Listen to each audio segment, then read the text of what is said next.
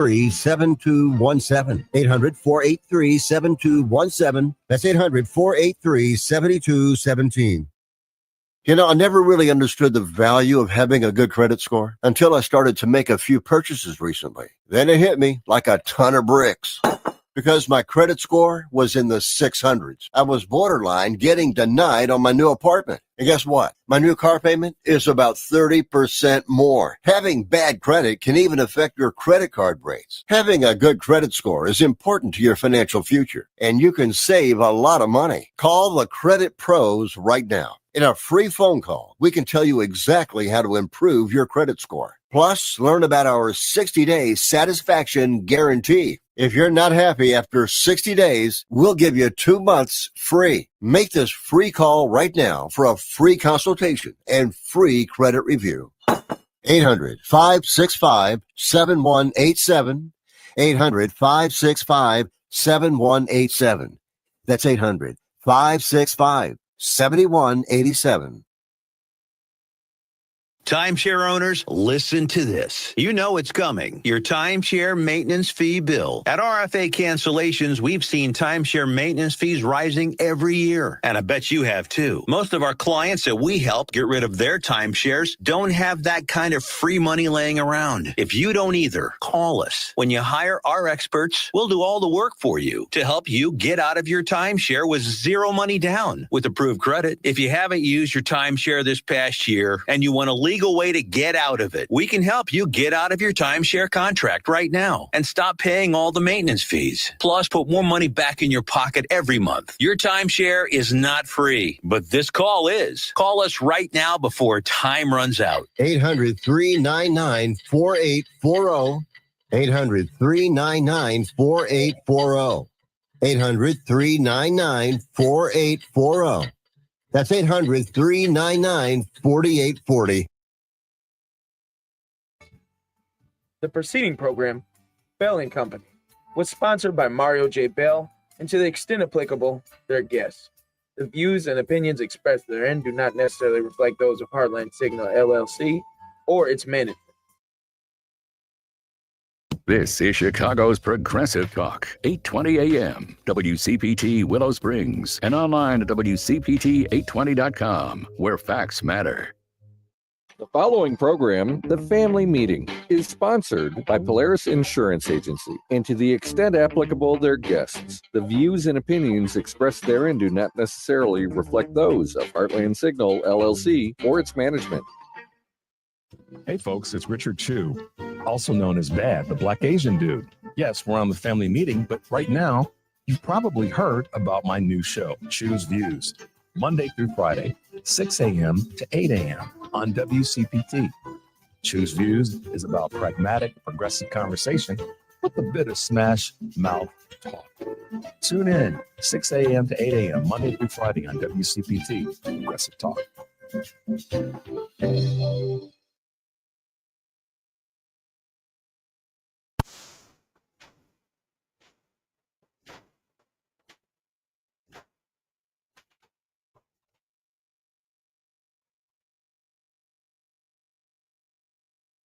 All right, start talking. My system just froze.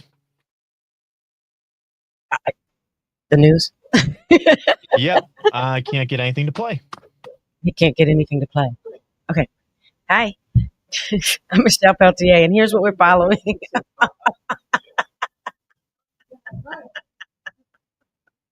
Here's what we're following on The Family Meeting.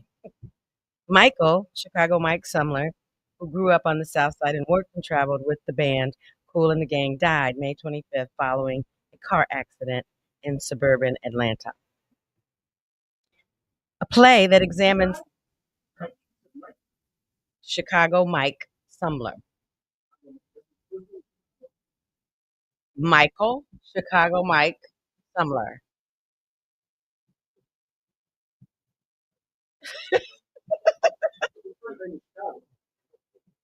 Michael, Chicago. Oh, okay. I'm going on to the next story. A play that examines the complexities of race and identity is making its world premiere Friday from a theater program that helps platform local playwrights of color. Directed by Carla Stillwell, Black Bone is a satirical fantasy that It blurs the line between game show theatrics and real life. There's not kidney bone.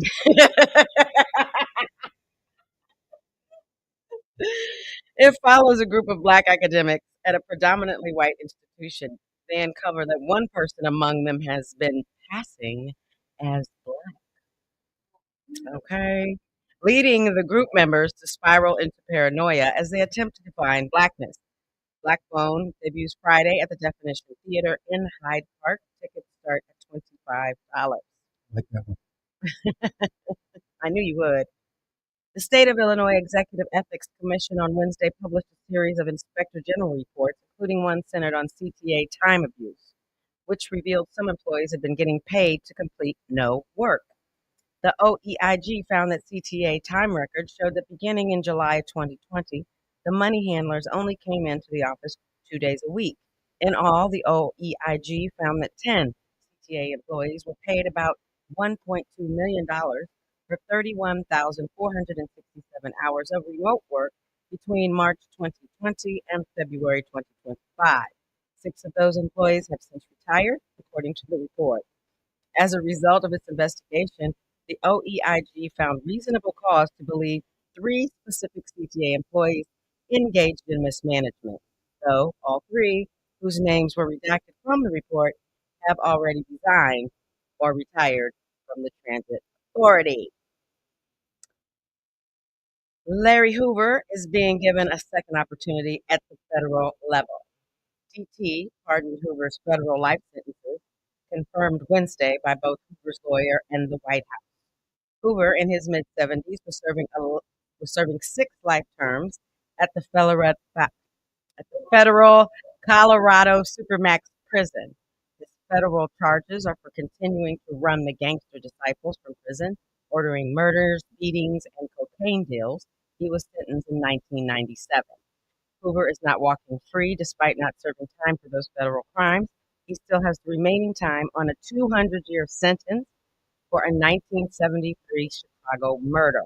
He was initially sentenced to prison for that murder before federal charges were brought against him.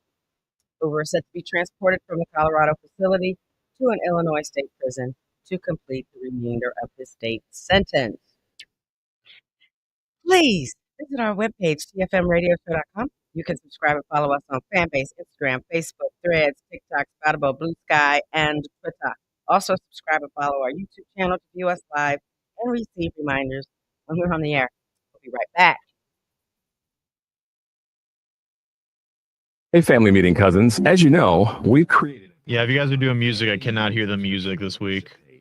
to include you great listeners in our effort and give you a chance to very economically promote your business, organization, or local event. You can contribute as little as $5 per month to get your message out and support the family meeting as a viable voice. We know you appreciate our permanent interest dialogue, get up and dance playlist, and our great guests who stop by. So become a cousin and go to our website, tfmradioshow.com, and click the link.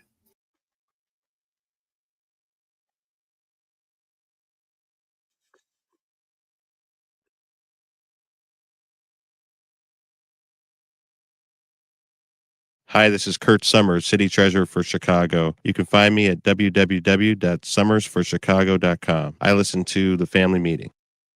This is Sue Myers, founder of Indivisible South Suburban Chicago, and I listen to the family meeting. Welcome to the worldwide headquarters. He's back, y'all. Miss that so much.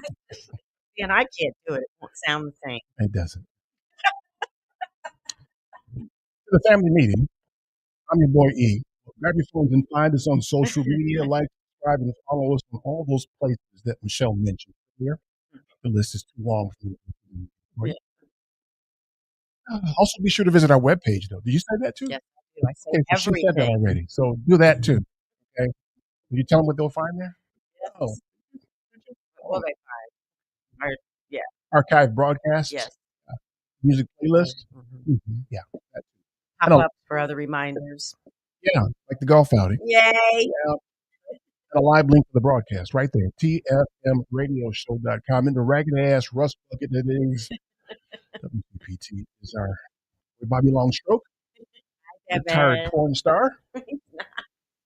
no. Not retired, you mean? Retired. Right, he's too young to be retired. Oh, he's tired. He's been over and over tired. My man. Bobby Longstreet got lots of work. Yes. That's right. Visit that webpage, TFM Radio Show, and you got a picture of Bobby Longstreet there too, in case you want to hire him.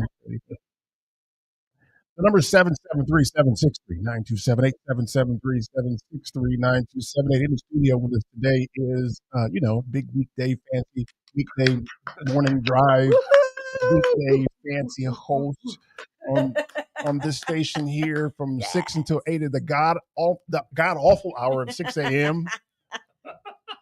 It's the black Asian dude himself, Richard Chu. Hey, and it's god awful, but I guess coffee and good night's sleep does help.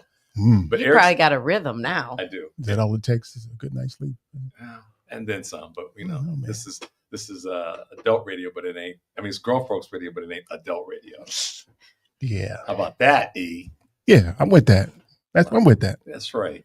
Good to be back, y'all. I heard something disturbing this week too, man. That you ain't gonna like this. So it was some star, and I'll think of his name in a minute. But he told me that he had a chance to dine with your boy, the Orange Menace. Did you hear this? No. And he said he was disturbed because the dude ate his chicken wings with a knife. Oh no! Wait, who did? The Orange Menace did, or your The Orange Menace did. I was hoping you would talk about the smell, the odor. Did he bring that up too? Hey, let me tell you about something. So every time somebody is that's been out there, someone will say to me, "Rich, did you really do that?" And I'm like, "Yeah." What am I going to do? Say no? They were blinded by the light. What?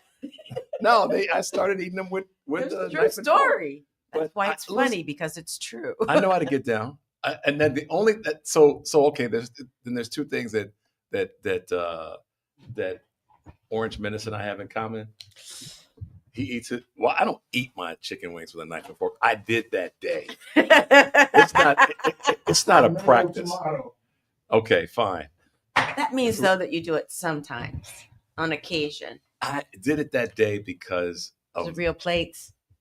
what's that? Real plates. No, it's just we got started and y'all were on yours, and I didn't want to mess with your wings, so that's what happened. Mhm. But the moment y'all and listen, you all will also tease me about eating pizza with a knife and fork. So I don't think we did that. No, you did. I don't think we did Because that. The knife and the fork with the chicken wing was At the disturbing. pizza party, we A little disturbing. Yeah, you can. This is what happened. You can't at the pizza party. You did come over and go, "Yo, man, how come you're not eating your wings with a knife and fork?" And then you went, "Oh, wait, because you're eating your pizza with a knife and fork." So but you get a that's task what on the brought- pizza because if the pizza's really hot, you have to do the first You couple got to break it bites down that a little way. bit. Yeah.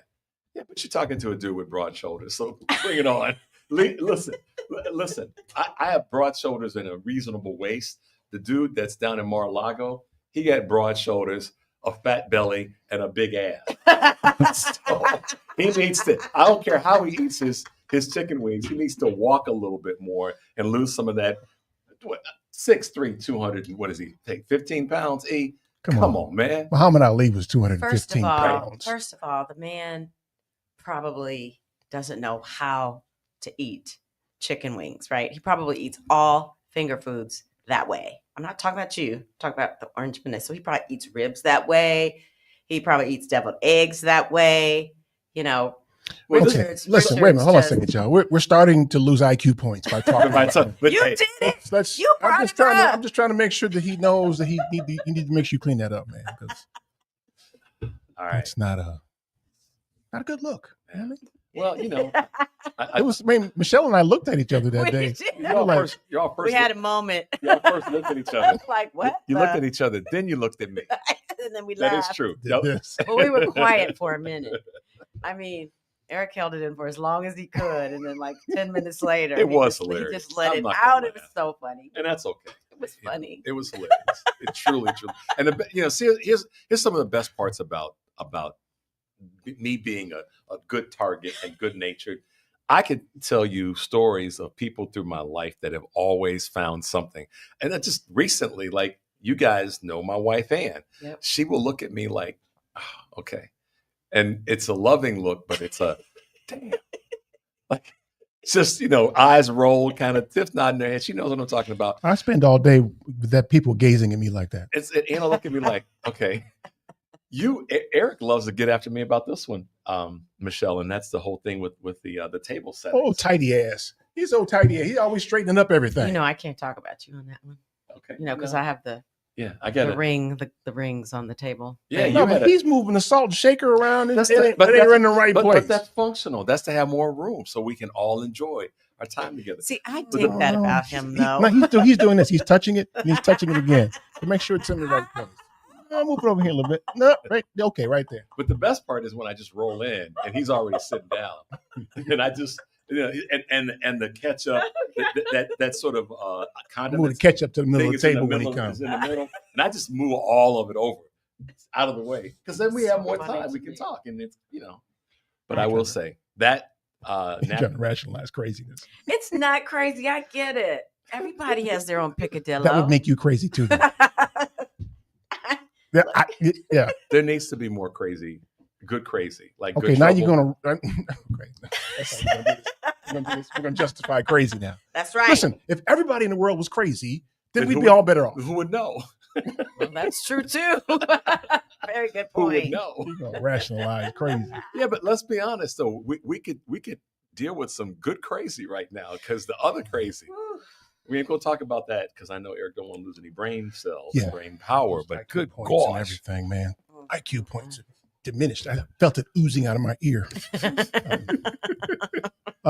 This is today is happy June 1st, by the way, y'all. Yes. Okay, not so much for me. Okay. Because today is the second day, the anniversary of the second day of the mass murder in Tulsa. Yeah. 104 years ago, I think. Mm-hmm. That's right. That people are just finding out about for some reason in the last 5 to 10 years. Yeah.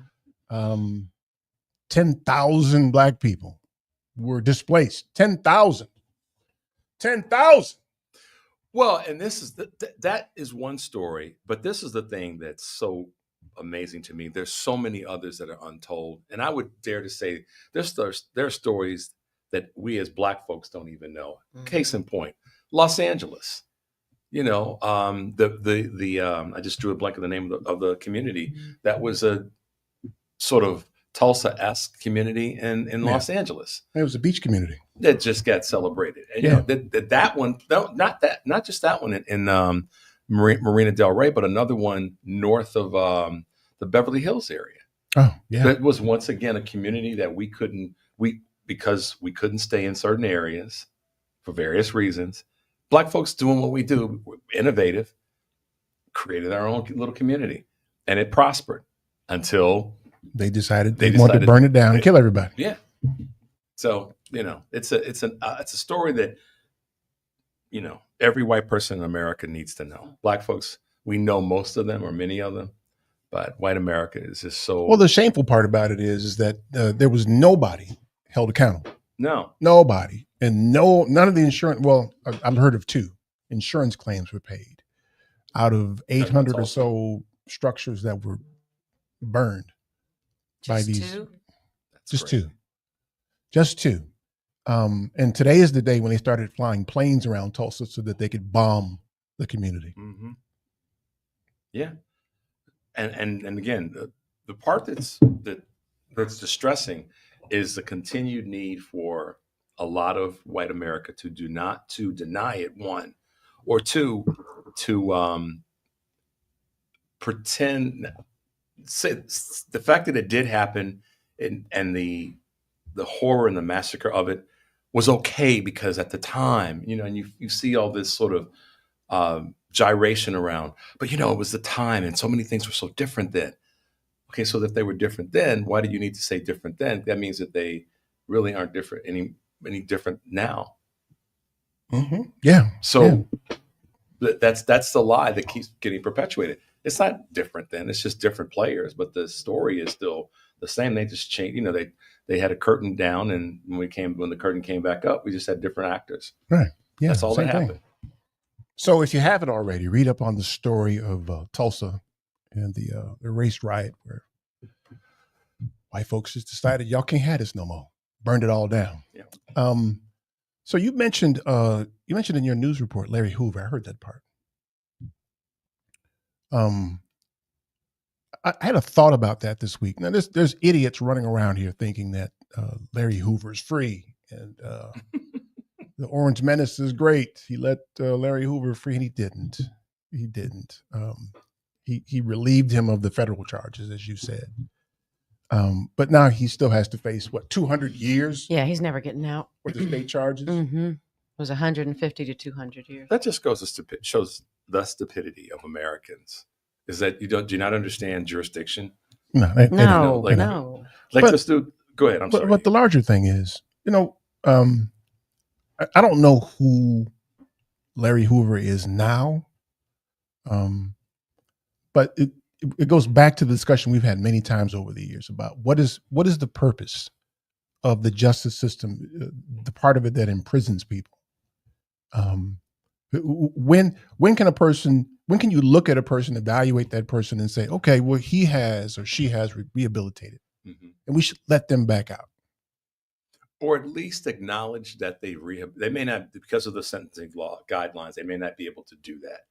I'm just saying may not be able to, but at least have part of the system be one that talks about this person has gone through the rigors of rehabilitation. And it does I think it does two or three things. One, it lets that person know that we still believe in your humanity. One.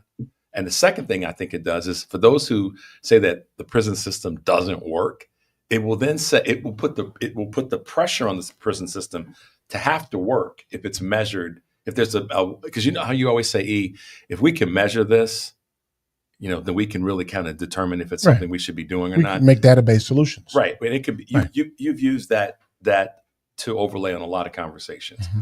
But if we were able to implement that in the prison system, then we could say, see, it's working. The prison, if we can hold their feet. I've been told not to say it, hold your feet to the fire, but we can hold them accountable I heard that too. For having a prison system because there's an end or there's some measure of betterment. Right. Because ultimately, you have a man who, I guess he's in his 60s now, who has demonstrated an ability to organize and lead. Hoover, you talking about? Yeah. He's 70. 70. So he's demonstrated an ability to organize and lead, albeit for nefarious reasons. But we have kids in school now who we turn them around and we get them academically on point. There's any number of people, any number of situations who the society addresses and gets them on the right track or maximizes their ability for society. This cat has tremendous skills. Used the wrong way. Yeah. I have a friend whose son served in prison. And so, first of all prisons are different in every state, right? I mean, they're just all different in the way but the one thing that I think that most of them do is they don't prepare people to be in the world, right? They just let them go. Right, because the process is just strictly punitive. Right. It's not rehabilitative. And it used to be the purpose. Well, that's when we escalated the number of them that are privately held. Yes. It had nothing to do with rehabilitation. Right. It's purely how are we going to get these dollars, right, federal and state, right, to further our desire to punish. Right. And did you guys, music. Yeah, I remember. See, he knows. He ain't new. He ain't new. Adrian. I have something I want to come back to this about this guy, Chris Lee. Yeah. He talked about the conditions in prison. Right. Yeah. But he has a black grandchild. Yes, but man, little jungle fever. But he's been down before. He's been holding it down for a while. So, all right, y'all. The number is 773-763-9278. Stay tuned for more of the family meeting. target bound. Just living like a hooker, the harlot sounds. Now, when I say the harlot, you know I mean the hot heat of the equator, the bluff that's in the pot. Jalik, you wind up, yeah. Captain of the poets, I'm the number 7 pick. Licks, boy, on your backside. This is Rodney Harrington. Keep listening to the family meeting. The shot, he lets it glide. To everybody, heavens on my side. The Law Office of Darnell Lyles is ready to help you, whether it's personal injury, criminal, DUI, and OWI, nursing home, product liability, it doesn't matter. Call 219-939-9-LAW. That's 219-939-9529. That's right. When you're driving and get into a wreck, you better call Darnell. Had a few drinks too many? A cop hits you with a DUI or OWI? You better call Darnell. Arrested and facing criminal charges, misdemeanor or felony? Think you better call Darnell. Purchase a product that causes you or a loved one harm?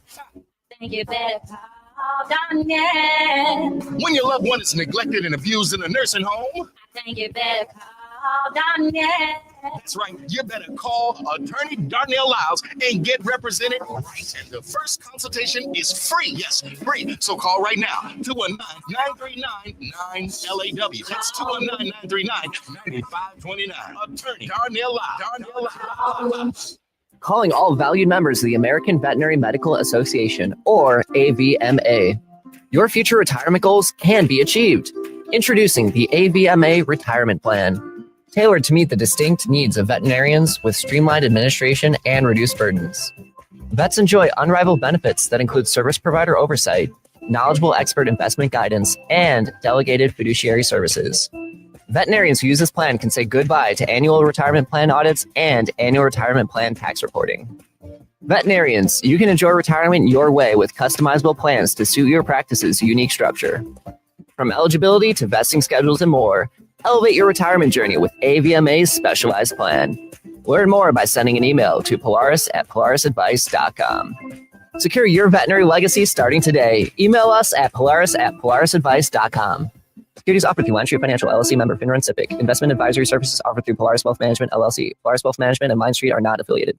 Do you have a pain that won't cease? A health issue that's not getting better? It may be time you visited Health on Earth Wellness Centers. With over 20 years experience, 4 Chicagoland locations, and patients that range from 2 months old to 93, Health on Earth Wellness Centers are fully prepared to meet all your chiropractic needs. We have state-of-the-art facilities in Crestwood, Tinley Park, the South Loop, in Naperville. Don't let being healthy be your last resort. Make it your first choice. Make an appointment today at healthonearth.org. That's healthonearth.org.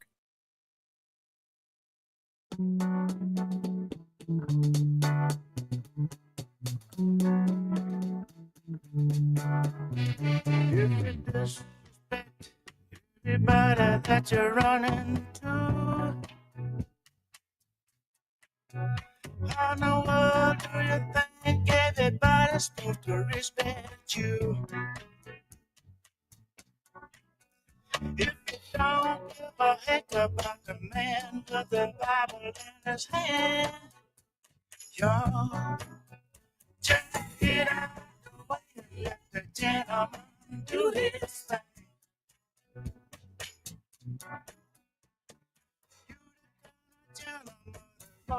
Pops is dead, isn't he? Pop Staples? I believe so. I saw Is it Mavis is still here, right? 4 or 5 She's still years. here, yeah. I saw them right before COVID. I think it was the fall before COVID up at the Vic Theater. And he wasn't there, I believe. Okay. Well, he would have to be 125 years old at this point. At least. But how old is she? Who, Mavis? Uh-huh. I'm guessing. I don't know. She's in her 80s? 90s? Probably. Yeah. I mean, it's Googleable, I'm sure, but I just Isn't saw that- something with This her is like one 2 months ago where she was singing at something. yeah. I mean, this is one of the few songs that I remember Pop Staples actually being like singing lead. Oh, yeah. That somebody on YouTube said something about warm baths. Somebody, He died in 2000. he had to be what, 100 and He was born in 1914, so 2000 Oh. would have made him 14 less, 86. okay, he wasn't that old then. He looked old as hell back in the 70s. He With did. them big old lamb chocks. Yeah. Well, that's what happens when you're from Winona, Mississippi. I guess so. Yeah, Winona. that's you get weather beaten that way. Straight up. No doubt. 773-763-9278. Yeah, I think this Larry Hoover thing had me thinking about what are you doing with Larry Hoover in there? I mean, what you got a guy with tremendous skills. Why can't you deploy somebody who can help him redirect those skills to better his community and his society? Well, he murdered somebody. Well, yeah, I get that too, but you know, there's punitive and there's rehabilitative, and then at some point, no matter what you did, if you're not a danger and you're a contributor to the community, I think it's a fair consideration to let somebody out of that situation. Well, I'm not sure about, I think the letting out part is where we get into how the sentencing guidelines are. And that's probably the systemic change that needs to take place. But I think once inside of, that's where the prison systems have got to change. Our incarceration system has to change. It needs to be, if we are a society of humane people. And we're not. We're not. It has to be, since we know we're not, let me rephrase that. Since we know we're not really a society of humane people, it should, the way in which our incarceration systems work should be changed so that when people go in, that they can be on a track of, there's going to be some punishment or whatever we want to call it, but there has to be some training. But at the end of the day, what does punishment look like? Just lock them up in a cage? I mean, what does it look like? I don't know. I think in and of itself, being there is the taking away the freedom to be out of there is the punishment. But beyond that, there should be no other treatment of a person, because then that gets into a conversation of lacking humanity. So it should be, so the opportunity, to your point, whether they're getting let out or not, or if their sentence gets shortened, it should be about what Chrisley was saying isn't happening. They're discriminating against Black people in prison. And so that's where we I think it has to start there. Because once they're incarcerated, the rules say, this is what the rules say, they got to go. But so you know what happened to Sierra, right? Oh, right. Yeah. And then how about Austin, his situation? Right. I mean, there's sometimes there's people who made a bad decision or did a thing that was not a bad thing, but a wrong thing that you should be punished for. Right. But what is enough punishment? And I think punishment is even the word we have to probably remove from it. Who are we to punish people? To the best of our ability. We have to, I don't know, take rights away. Even that gets a little bit nuanced. But to the point where I think you're going, I didn't mean to cut you off. I think we have to change the way in which we look at people who do certain things and go, they made a bad decision. I don't know if I parse it that way. I don't know if I think if you made a mistake, you made a bad decision, and it was terrible, and somebody's suffering as a result of it, then there's a cost. In the same way we talk about insurance, right? You have to indemnify the person who was harmed. Now, he killed somebody or was involved with killing somebody, right? So I don't know how you indemnify somebody who was killed. I don't know if there's a way to do that. But if you got somebody who demonstrates an ability like he has to organize and lead, okay, so can we channel that and make him a contributor to society? And maybe we'll fail in the effort, but can we do that? I don't think there's any big thinking going on as it relates to incarceration. I think it goes back to the intent. When we're talking about murder, for example, someone dying, it goes back to the intent. For example, let's say that any one of us, that we would all label a 9 out of 10 on any day of the week. I'm a solid 8.5. So all right, I'll be the 8.75. Okay. And Michelle can be Michelle and Tiffany can be the 10, and the 9, and you have to be the 10. My point is this: any one of us could be going about our lives, doing our regular good stuff, and then we get that phone call or that text, and we suddenly are at breakneck speed to go and service whatever's gone wrong with someone that we love. Mm-hmm. And a blink of an eye, a mother and a child step off of a curb, and we kill them both at a high rate of speed. Similar to Austin's situation. Right, which is why I took the lead. You took your baton from you on that. So now what happens? We are good folk doing good things, serving the community and all those things, but 2 people die because of a reckless decision we made. Mm-hmm. So how should we be dealt with? Should we be dealt with in a way that says we should be punished? Because you were on your way to do something that would save or preserve Tiffany's life, but you did it at a high rate of speed, and somebody died as a result of it. So how does society treat you now? Right, that you've made that mistake. Yep. There has to be a certain level of remorse involved. There's no doubt about that. But even absent remorse, we're just caging human beings at this point, and with no clear motive except profit. Yeah. I think that's why the system has to be, because those things that we're describing that happen at the hands of folks who would do no wrong to anybody consciously or with intent, but it is literally an accident based on a bad decision or decision that wasn't the right decision at the time. Right. That's where our correction systems have to be changed, because that person will go in and he or she will be in with a group of people that don't care about his or her betterment. And I'm not talking about the other prisoners. I was gonna say it's all. I think the problem is it's all subjective, right? And because I think about the lack of discernment on law enforcement officers when they, specifically for Sierra, right? There was no reason for that to have happened at all. Nope. Right. And same with Austin. Austin. Let me get the backstory. Okay. Don't forget your point though. Okay. You need to write it down. It might come back. Go ahead. Go ahead. Finish. Discernment. It's the importance is the backstory. Go ahead. My assistant Sierra, she had a I forgot what happened to her. She had a expired tags on her car. She got pulled over for that. She had a court date. They sent her the mail announcing the court date. She had moved, didn't get the announcement. They put a warrant out for her arrest. This was, I forgot how many 2017. years. Yeah. So it's before COVID. Yes. And this happened, what, 6 months ago? 6 months ago. Right? Yeah. And she's serving jury duty. This is my office assistant now. Serving jury duty. They come in the damn jury box and take her to jail. And she's in jail for 5 days. 5 days. Michelle, Sierra ain't but 5 foot nothing. She a little bitty thing. She looks scrappy though. I think she and I could. I think that we could be scrappy together. Okay. So now she's locked up in the place where you put murderers and other people. Okay, so now it's different though. Why is she there with them? She shouldn't have been there at all. Is my point. Yeah, and that's the point you were going to make. Yes, the discernment. So these people are using their judgment to punish people who shouldn't be punished. Is my point.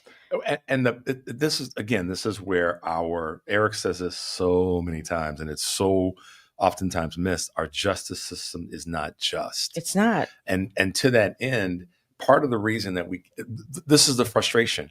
We just keep rinsing and repeating the same things when it comes to incarcerating people, because on the back end, or during the process, and then we get to the back end, people don't come out with necessarily anything of improvement. And those who may have been the Austins or the Sierras of the world may come out, they are going to come out tarnished. They're going to have some scar tissue from that because it's not even fair to say they're not bad people. They're great people. They have exceptional qualities. You want them in society. You don't want them in there. No, they do great things for our community, for our society at large. So when that person gets put into that environment, there's a stain that they get on them, not because of their own choice, but because of circumstances that created a bad way. We have to fix that system. We have to, when you hear this conversation right now about, the Democratic Party needs to be burned to the ground and start all over again. The Republican Party, the same thing, blah, blah, blah, American politics. But I think that's a thing that needs to be burned to the ground. You've said this so many times. Pull it up by the roots. It's done. Restart all over again. There's too many tainted people in the system. These police officers, as a culture, is no damn good. There's nothing you can do to fix that. You just have to kill it. I didn't say kill cops. Kill the system. Kill the system. Yes. Please, people, stop this craziness when we use words like that. But, coming back to this thing about Chrisley, I thought what was really, I read as many of the, comments in the comment section as possible. And the majority of them were like, he's held it down for a while. He has a brown skinned grandbaby. And you see, if you ever watch any of the shows, he's as protective as a mama bear is of. I mean, you've seen. He loves that. Listen, I saw this dude. I saw his name. I know he's on TV. I don't know what. But I don't know this dude. And that's fair. I watch black stuff. I used to watch the show, and it was pretty funny. I didn't watch it. I would catch the clips. I like to catch clips. He was hilarious. He is very funny. But here's the thing I will say.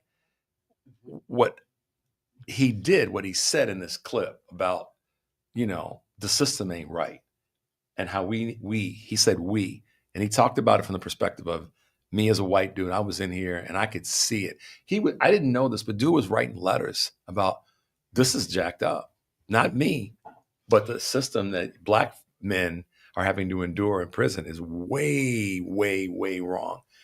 So I wonder what kind of hell he's going to catch for identifying when, because typically white America turns the mob on itself, or those that look like them, when they tell the truth They're about cannibals in that regard. what they do. Well, I tell you, DT probably didn't know about that part. Right. Right. He Otherwise, thought he was would just- not have let him out. He's probably just letting Number out. one. Number two, they are still crooks, right? I don't Right. care how much he stands up there and says, "I didn't do it." Yes, you did.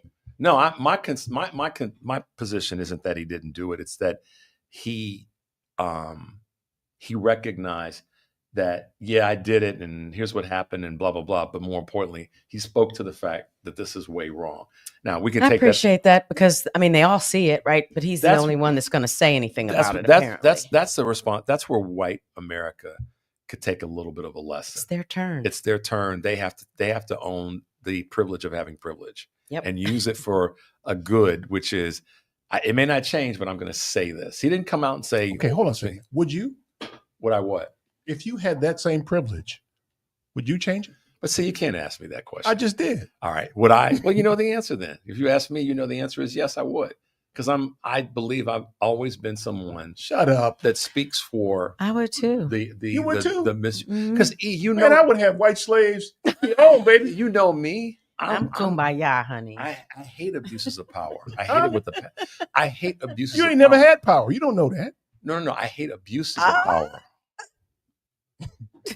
I mean, when people misuse power, and yeah. Don't put me in charge, man. Y'all gonna be enslaved. Well, see, here's this is why we can't move forward because that's the fear, right? That's the fear. But that's the other It's side. the truth too. But no, it's not for me. That's not the for other side of it. Richard. But your boy it is. But there's a part, Michelle, I will say, there is a part of me, I ain't gonna lie. There's a part of me that when I think about all of the stuff that we've all endured, there's a part of me, you'd be lying if you didn't say you've at least tested it in your you mind. can't say that. That's like, I mean, I say this all the time because I deal with Howard Athletics all the time. And they're always talking about all this money sloshing around with these college kids now getting $1 million. Man, I can't promise you how I'd behave if you gave me $1 million when I was 18. I can't promise That's you. a whole different ball. Like I can't promise you if I had white privilege or black privilege in this case, what I would do. I can't promise you. Yeah. Well, and I certainly wouldn't share it. And that's an honest. See that You can't have none. It's mine. This Black privilege. You white. What have you said before, Eric, about the shame that people who deny enslavement externally, but internally know it was real, not wanting to own up, not wanting to talk about it now. You understand. I understand that. If my grandparents were like your grandparents, I wouldn't want to talk about it either. Yeah. Right. So I want you to get rid of all them books and talk about how bad my grandparents are. Yes. No, I want that. I would want to. What can we do so that this doesn't happen again? That's the way I think I would feel. Man, please. You ain't never had no power then. What? You ain't never had no power. You ain't never had no privilege. Thank Well, you. White skin privilege, but power in the sense of corrupted in the power. house. She's in the house, right? I was in the field. I was about to say something really dirty about. What? I caught myself. I can't say this on the air. I could, but it would be. We can say it during the break. We talk during the break. You know how it go. How it go.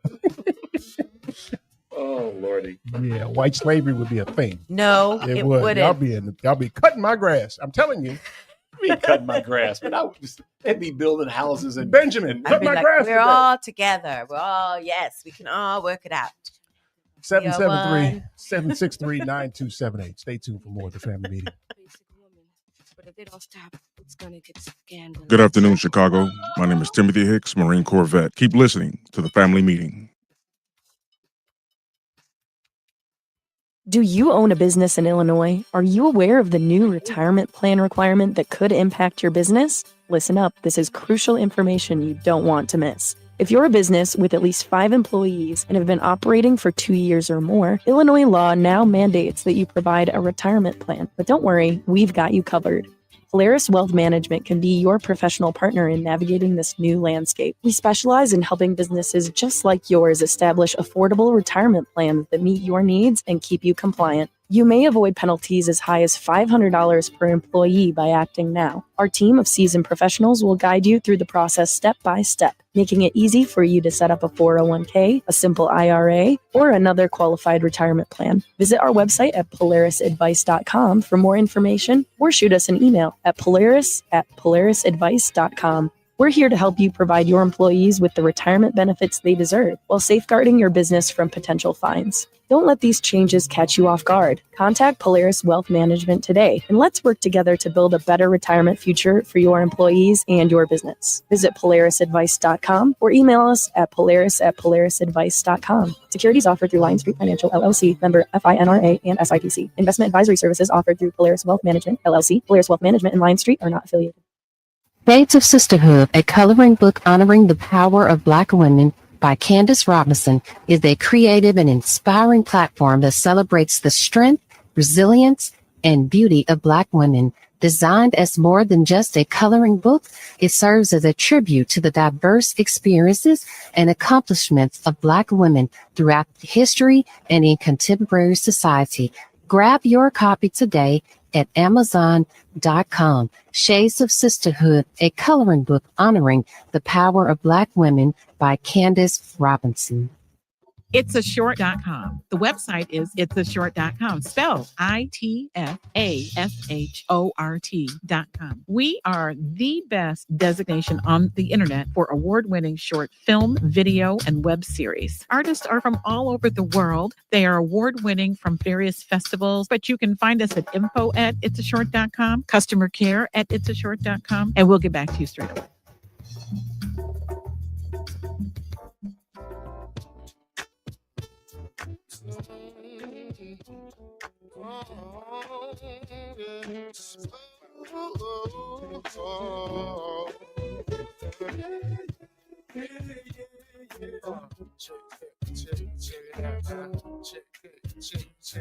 Hey, she was in love with you, you knew it from the first day. Thought it was cute the way you played your little pimp game. Now it's different cause she just won't leave you alone. Yeah, you got to understand that women don't like to play. She just can't cut off her emotion in the same way. Don't be surprised when she's blowing you up on the phone.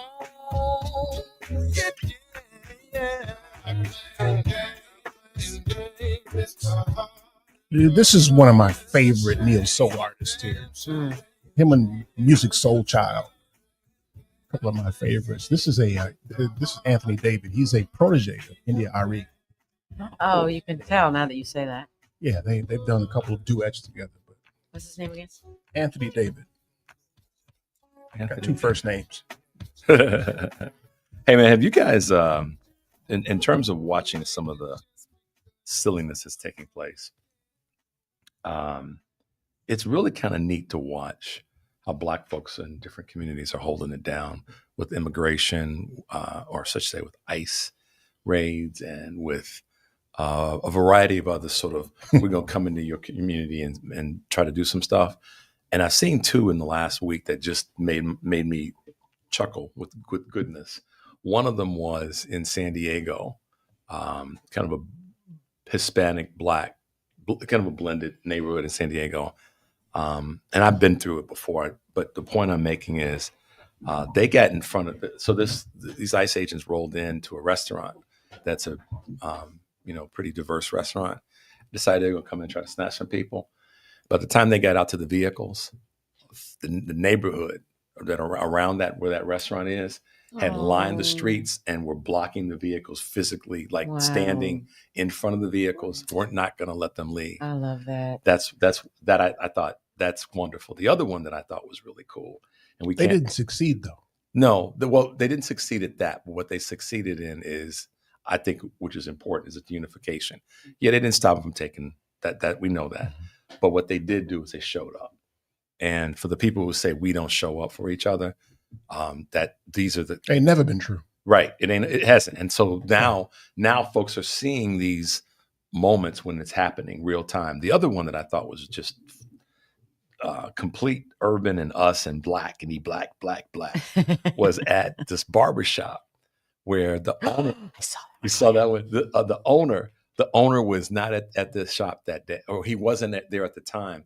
And a couple of ICE agents and local police officers showed up at the barbershop, and they had a brother handcuffed, and they were getting ready to try to take him out. And one of his boys said, man, he told the police officer, he said, this is the owner. He's tried to stop him from walking into his own barbershop. He said, no, that's the owner.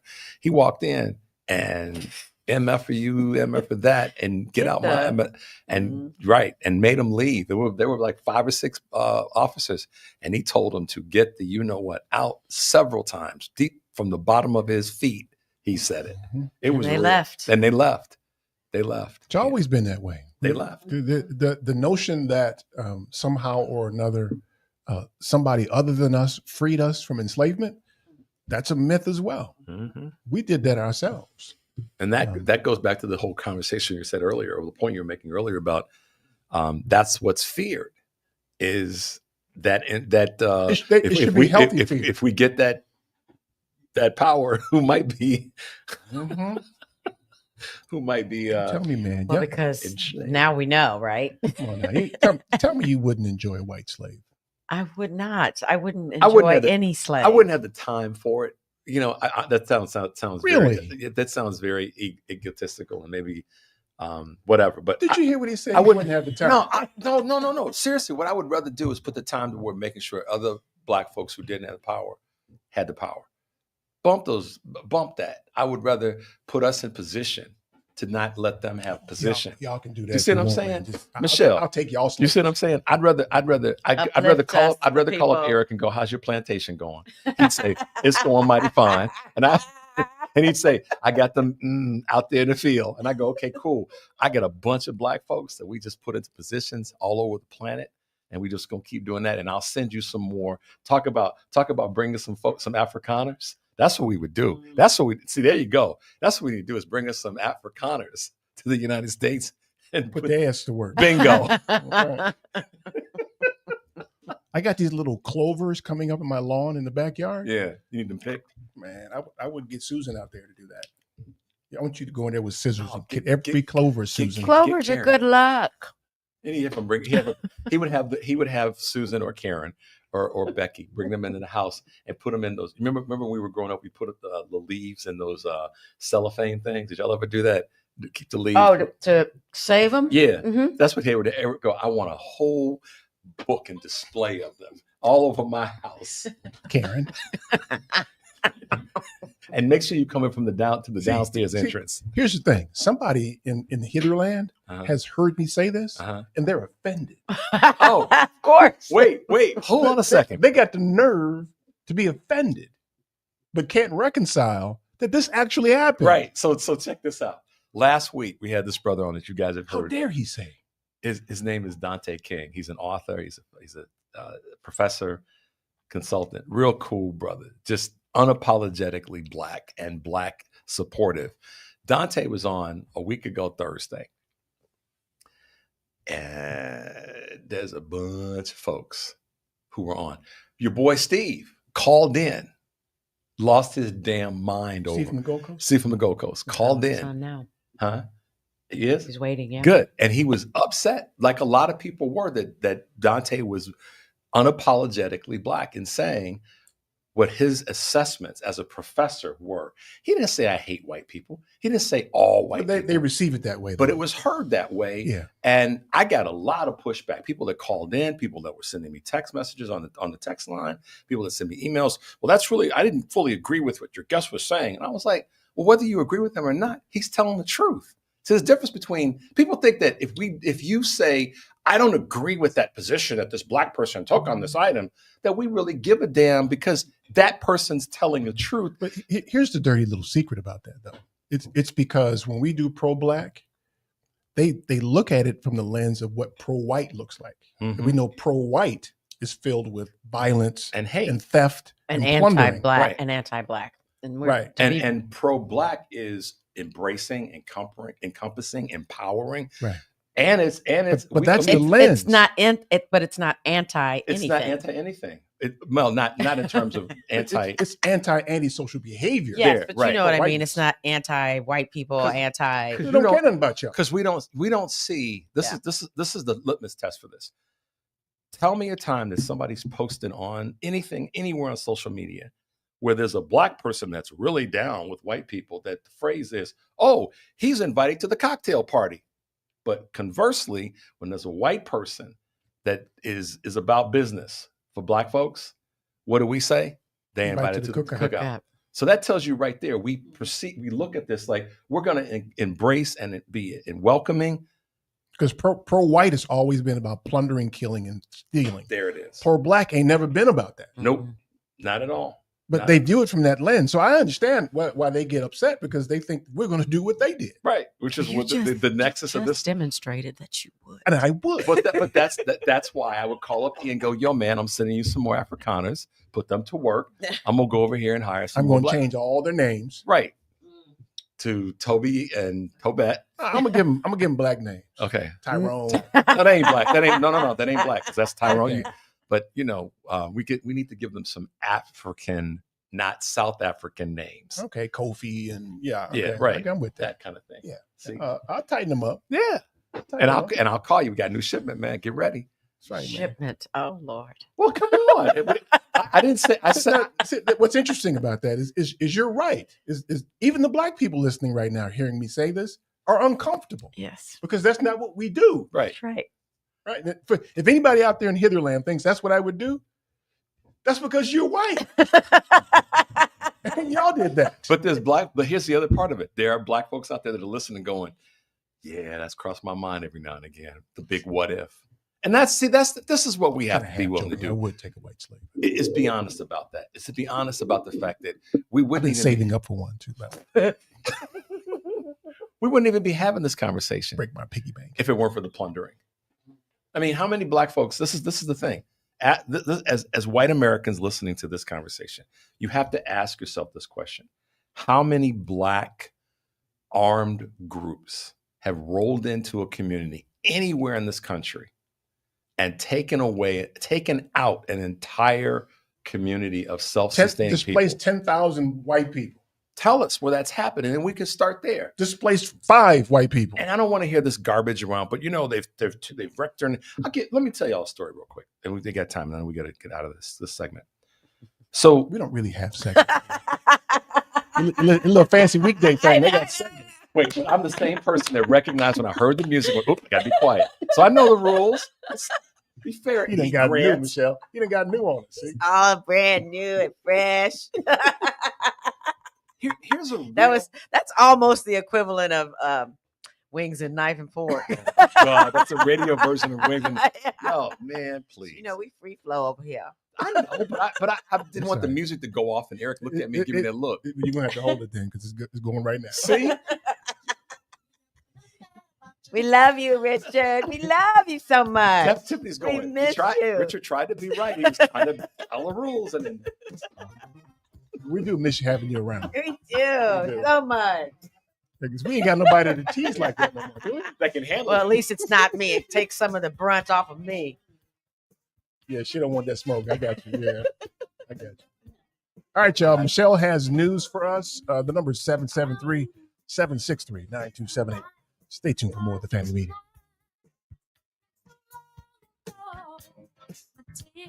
Hi, I'm Vicki Miller-Walton. Keep listening to the family meeting. Polaris is introducing a way for you to get empowering financial advice, save and plan. If you are like a lot of people, you'd like to work with a financial planner, but don't know if you earn or have enough to invest. Save and Plan will allow us to work with nearly anyone from young professionals to retirees looking to travel the world. Save and Plan is simple. Just sign up to save on a systematic monthly basis directly from your account and gain access to a planner and our planning services. Once you sign up, Polaris gives you a customized financial plan, a real person to speak with, and information to help you make good financial decisions. Your dedicated planner is just an email or phone call away. Save and Plan offers empowering advice for everyone. Visit us at polarisadvice.com. Call us today at 312-951-2606 or email us at polarisadvice.com. That's 312-951-2606 or email us at polarisadvice.com. Save and plan, empowering advice for everyone. Securities, insurance, and advisory services offered through FSC Securities Corporation. Member FINRA SIPC. Insurance services offered through Polaris Insurance Agency, Inc., which is not affiliated with FSC Securities Corporation.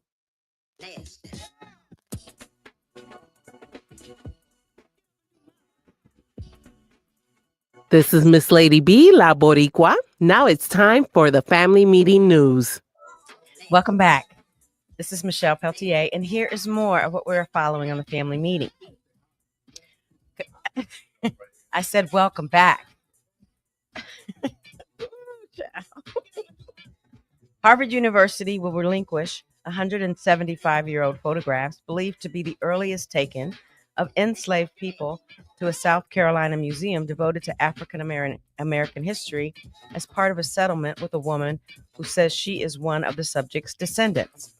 The photos of the subjects identified by Tamara Lanier as her great-great-great-grandfather, Renty, whom she calls Papa Renty, and his daughter, Delia, will be transferred from the Peabody Museum of Archaeology and Ethnology to the International African American Museum in South Carolina, the state where they were enslaved in 1850 when the photos were taken. The settlement ends a 15-year-old battle between Lanier and the university to release the 19th century. Okay, I'm not going to say this word correctly, but it's how they did stills. It's DAGUERREOTYPES. That ain't a word.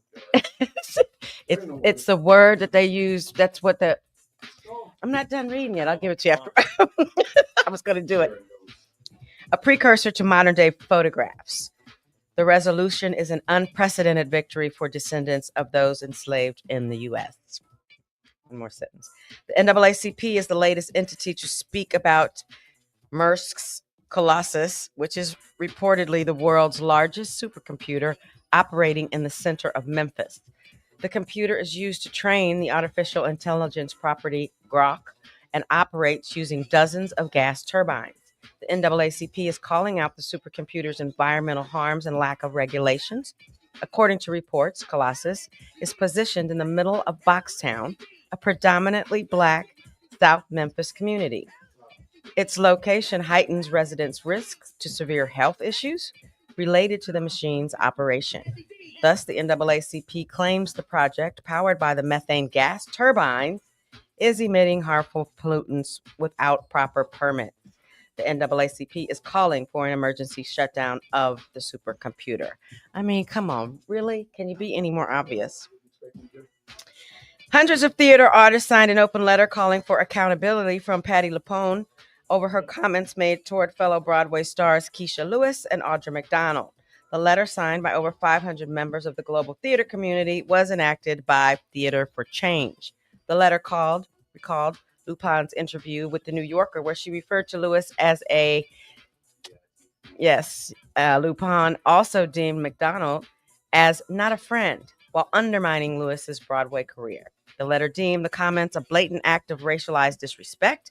Its writers also emphasized how it contributes to microaggressions against Black actors in the theater industry. Theater for Change said in part, this is not about canceling anyone or condemning them. It is about care. Care for our artists, our values, and the future of our shared craft. We write because we want this community to thrive, not just in a box office numbers or critical acclaim, but in integrity, safety, and mutual respect. We envision a theater industry where all artists, including Black women, are protected, valued, and celebrated. In light of the letter, LuPone made a public apology for her words. Alrighty. Okay, please visit our webpage, tfmradioshow.com. You can subscribe and follow us on Fanbase, Instagram, Facebook, Threads, TikTok, Spoutable, Blue Sky, and Twitter. Also subscribe and follow our YouTube channel to view us live and receive reminders when we are on the air. And it's time. What time is it, Mr. Grant? What's happening on August 1st? Now? Golf outing. Thank you. Okay, go to our website. Come to our golf scramble. Don't go anywhere. We'll be right back. This is Chicago's Progressive Talk, 820 AM, WCPT Willow Springs, and online at WCPT820.com, where facts matter. Hey, family meeting cousins. As you know, we've created a Patreon family meeting subscription and membership page to include you great listeners in our effort and give you a chance to very economically promote your business, organization, or local event. You can contribute as little as $5 per month to get your message out and support the family meeting as a viable voice. We know you appreciate our permanent interest dialogue, get up and dance playlist, and our great guests who stop by. So become a cousin and go to our website, tfmradioshow.com, and click the link.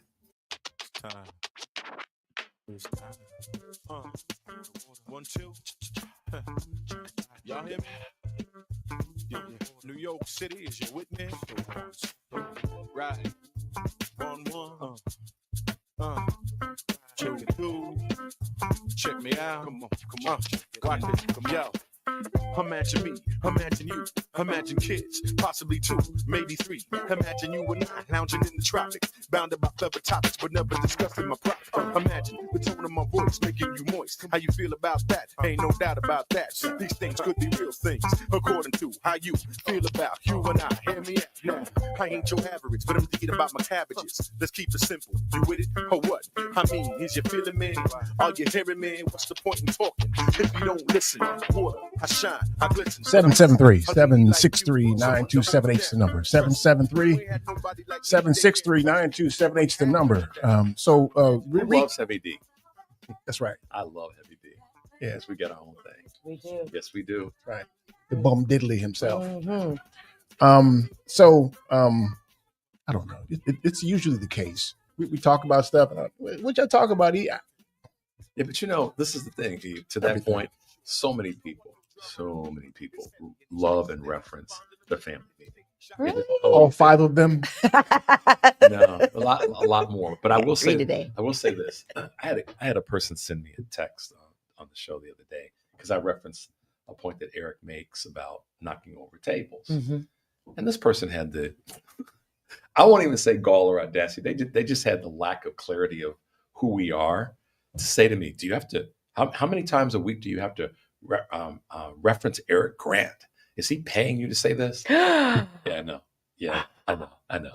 So I didn't take the bait. I just went, you need to really kind of review your own. Yeah, we should find him and choke him out. So yeah. I was like, first of all, so what if I did? Right. And I do. Right. Do you understand the content, the quality, the level of information? So to that end, yeah, people do. They all 5 of them. Yeah. Would you stop? Stop what? Stop minimizing your. Be surprised. He wouldn't be surprised. Who's on the phone, Michelle? Oh, let me get this screen. Steve from the Gold Coast. Give me Steve. Steve, what's up, man? We already Hi, referenced Steve. you in the show. Yes. Well, in that case, let me respond. I mean, part of the reason that Eric and I went back and forth on this was because I had a certain disagreement with what his guest had to say. And a little bit of context with regard to his guest. He has been a guest lecturer at places like University of California, San Francisco, who since severed their relationship with him because of statements that he has made that the university saw fit to distance themselves from, including the following, which is part of a speech that he made that led to this. Whites are psychopaths, and their behavior represents an underlying biological transmitted proclivity with deep-seated in their evolutionary history. Now, that is not someone who's saying, this is a learned behavior or that this is something that that needs to be addressed in terms of a problem with regard to a historical practice. This is white people are born this way. Now, if people don't understand why I take issue with that. Then he had something, Steve, without sounding like I'm agreeing with him. If you actually looked at the history, can you understand how someone might think that that's the case? No, not if you are well versed in history.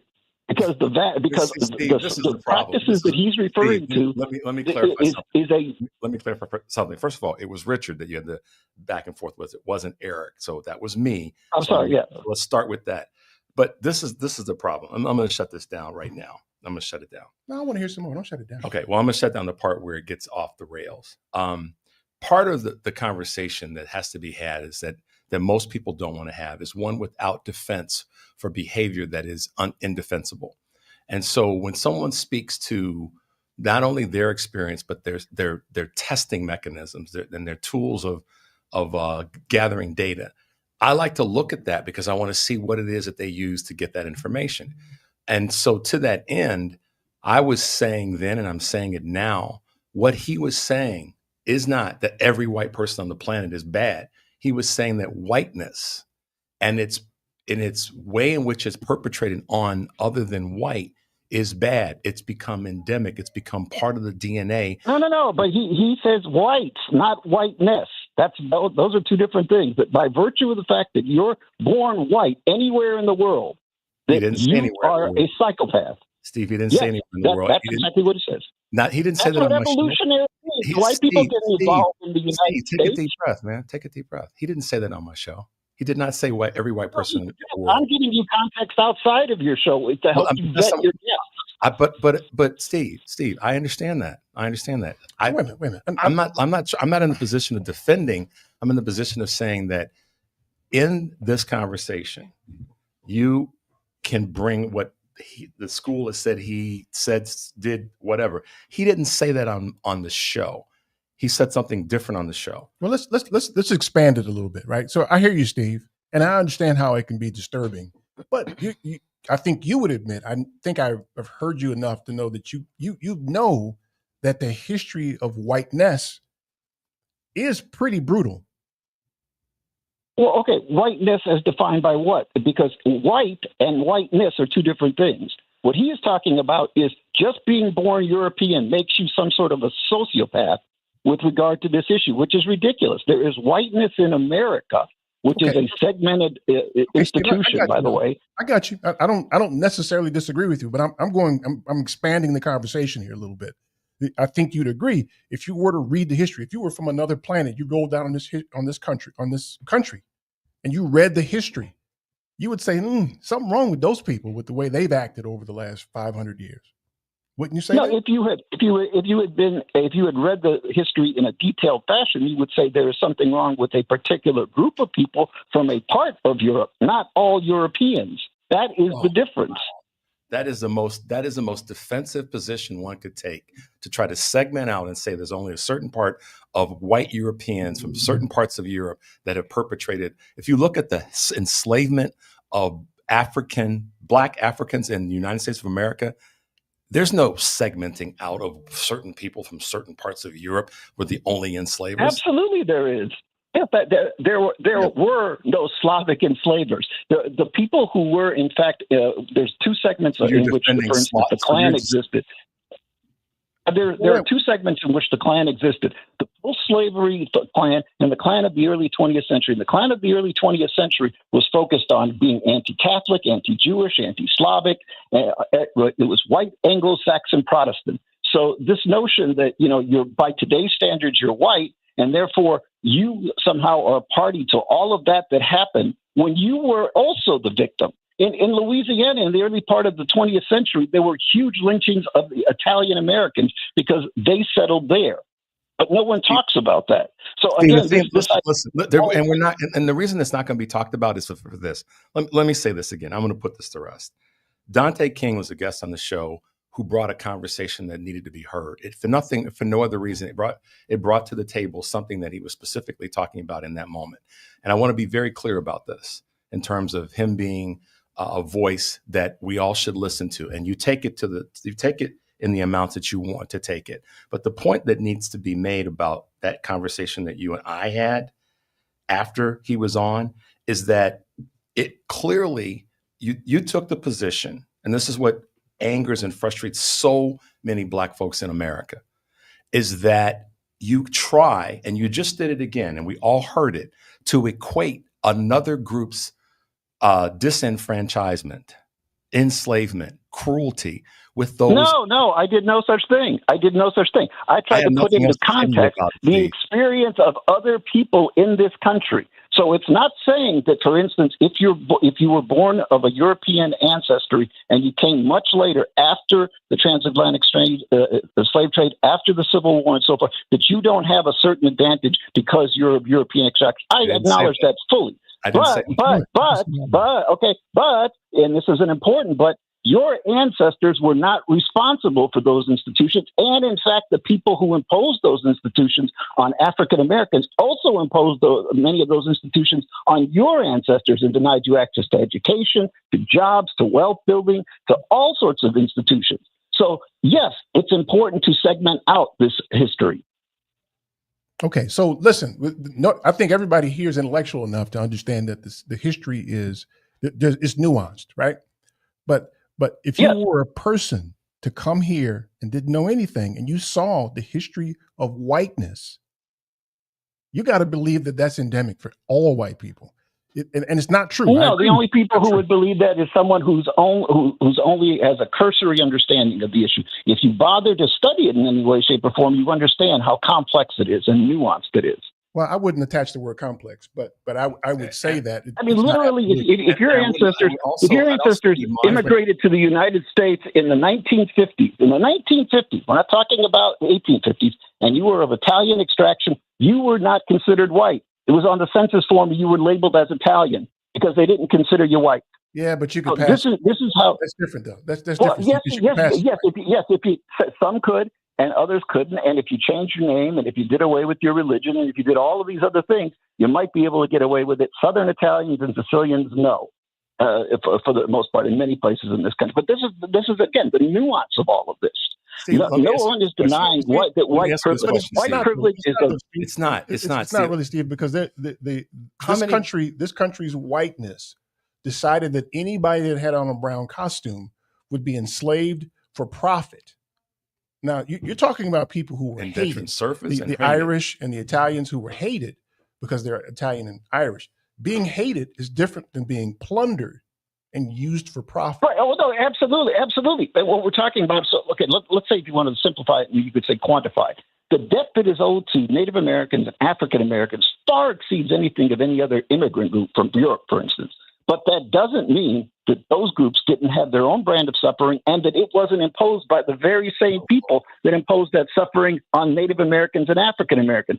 The power structure in this country for centuries, and still remains, I would argue, white Anglo-Saxon Protestant. It is not Southern European. It is not Irish Catholic. It is not Slavic. I will go on and on and on.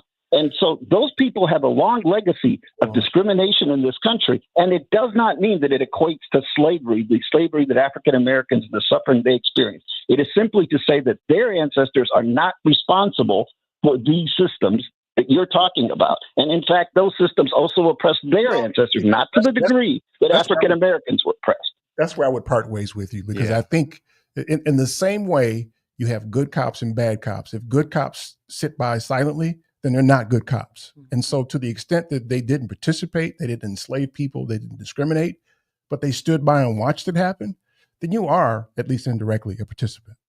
Steve, this is the question I often ask, in all fairness to you, with your ethnicity.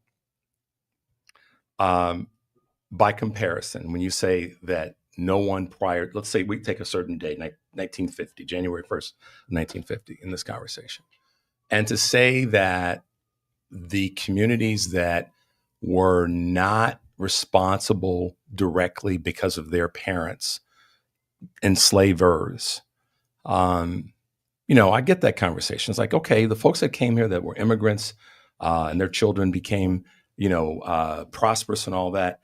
I always ask the question, how many of those people then, by virtue of their freedom, then committed forms of bias and racism toward the people that look like the folks that are in the studio? Because that's where this is where we break. Those same people who came here as immigrants have been perpetrators post-enslavement, post-Jim Crow, and post the civil rights movement of the discriminatory practices that the ancestors. And that is an absolutely fair point. That It's not more. It's not a just a point fair that you point, and I Steve. can It's a agree. fact.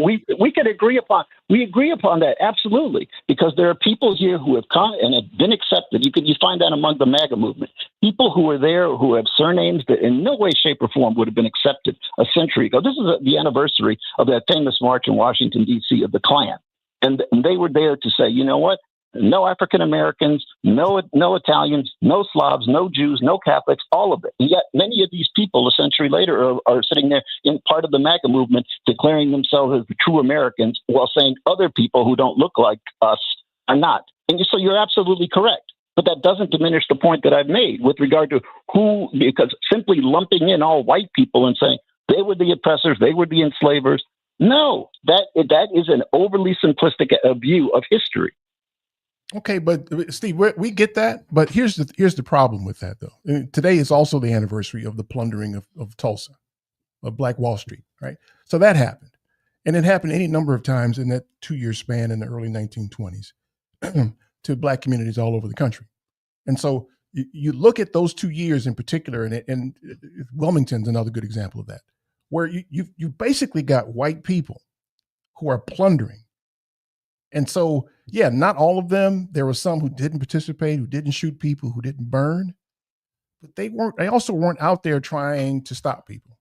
And so at a certain level, you end up becoming culpable because of that, to my way of thinking, for the person who understands what plundering looks like. And especially if you mix into that, Steve, this is the question that I often ask. Okay, we'll take your point, and we want to, get into the nuance and the percentages and the timing. But to take the Tulsa scenario, the massacre as an example, how many people that were there that were part of the destruction and the plundering were of those white European ethnic communities? Not very many. That's one of the breakdowns of it. So, because the people who have actually analyzed the groups that settled Tulsa and rose to power. All you have to do is look at surnames in terms of who was the sheriff, who was the mayor, who was the problem with city that, Steve. and those people. Here's the problem with that. Okay, listen, I don't want to do this. I don't want to do this shit. I don't want to parse it like that. But I don't want to parse it, right? There was a problem. The good cops didn't step up. That's where we end up having a problem, because we expect the good cops to step up. That's where Okay, and the problem therein being is that for people who are also themselves in fear because they feel that they're oppressed, and there's a long record of that in those communities, the last thing they're going to do is step up and say, look, we already face enough heat. Are we going to now step up and say we're going to get between these two groups?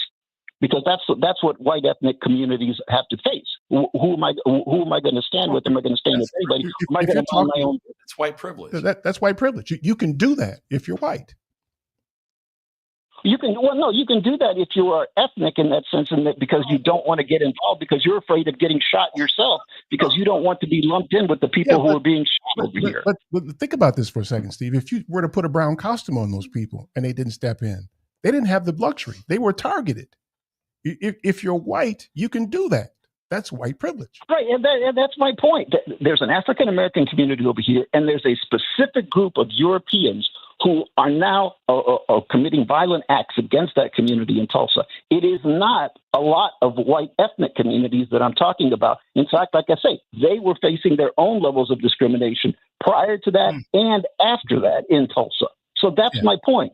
I understand what you're talking about. You're saying that, by virtue of the fact that we're all here, and no matter how much oppression I'm facing, I need to step up and go defend the guy across the street. Meanwhile, I'm worried about whether or not they're going to shoot my house out tomorrow, the windows of my house, or am I going to get fired tomorrow? Am I going to get arrested?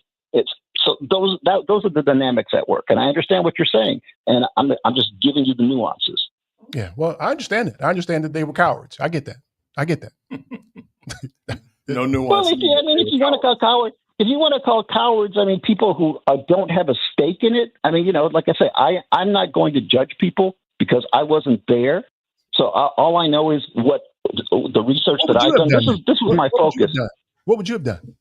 Well, I'm in a position of luxury where I can stand up and say I will go and defend people who are being oppressed today. No, I'm talking about. I was not around. Those 2 days in Tulsa. What would you have done? Well, and that's the whole question. If I had a family and I was not part of the power structure and I was fearful about losing everything, to go out and defend other people, I don't know what I would have done. I know that today I'd say to myself, I would go out and defend people. But again, that's a different dynamic that's at work here. Anybody who says that I know for sure what I would have done in that situation is not being honest.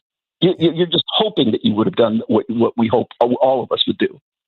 Steve, thanks, man. We appreciate you, man. Thank you. Steve. You bet. It's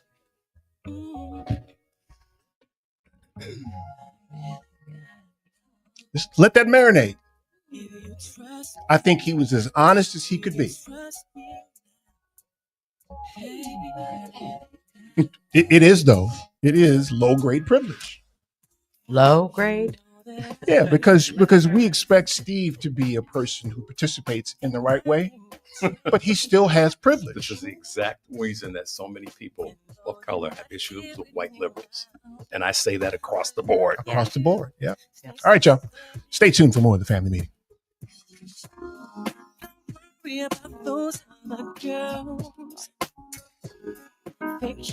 Hi, this is Wendy Calvert at wcalvertlaw.com. Welcome back to the family meeting.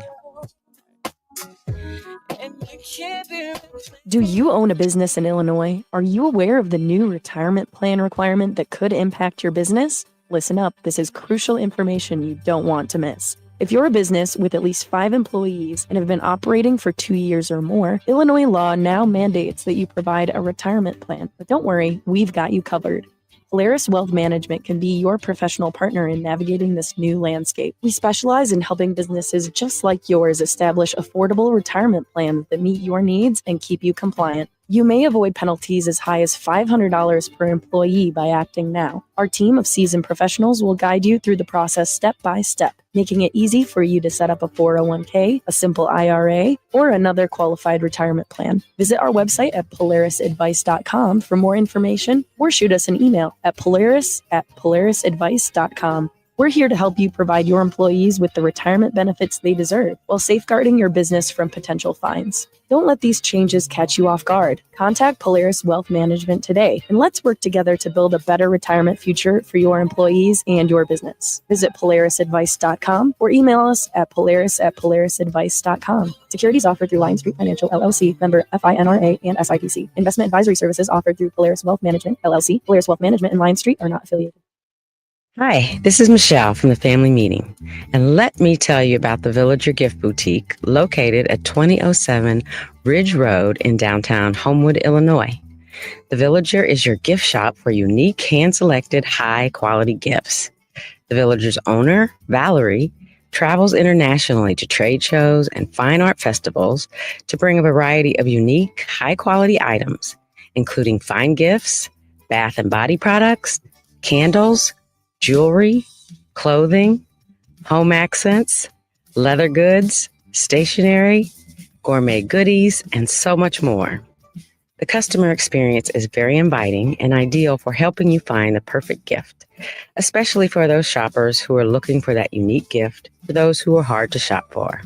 Oh, and the gift wrapping is complimentary.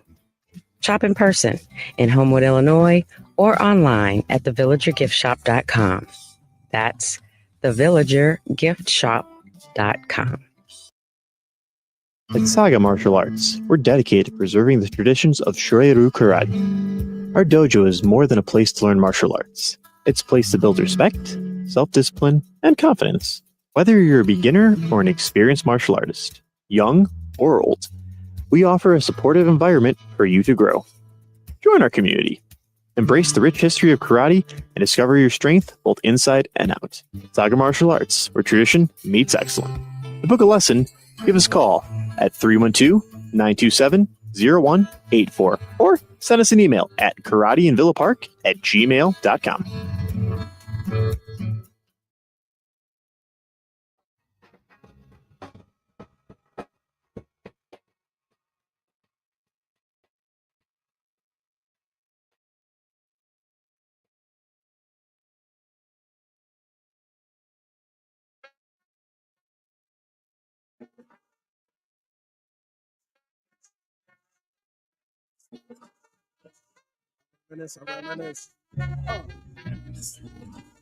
Yeah.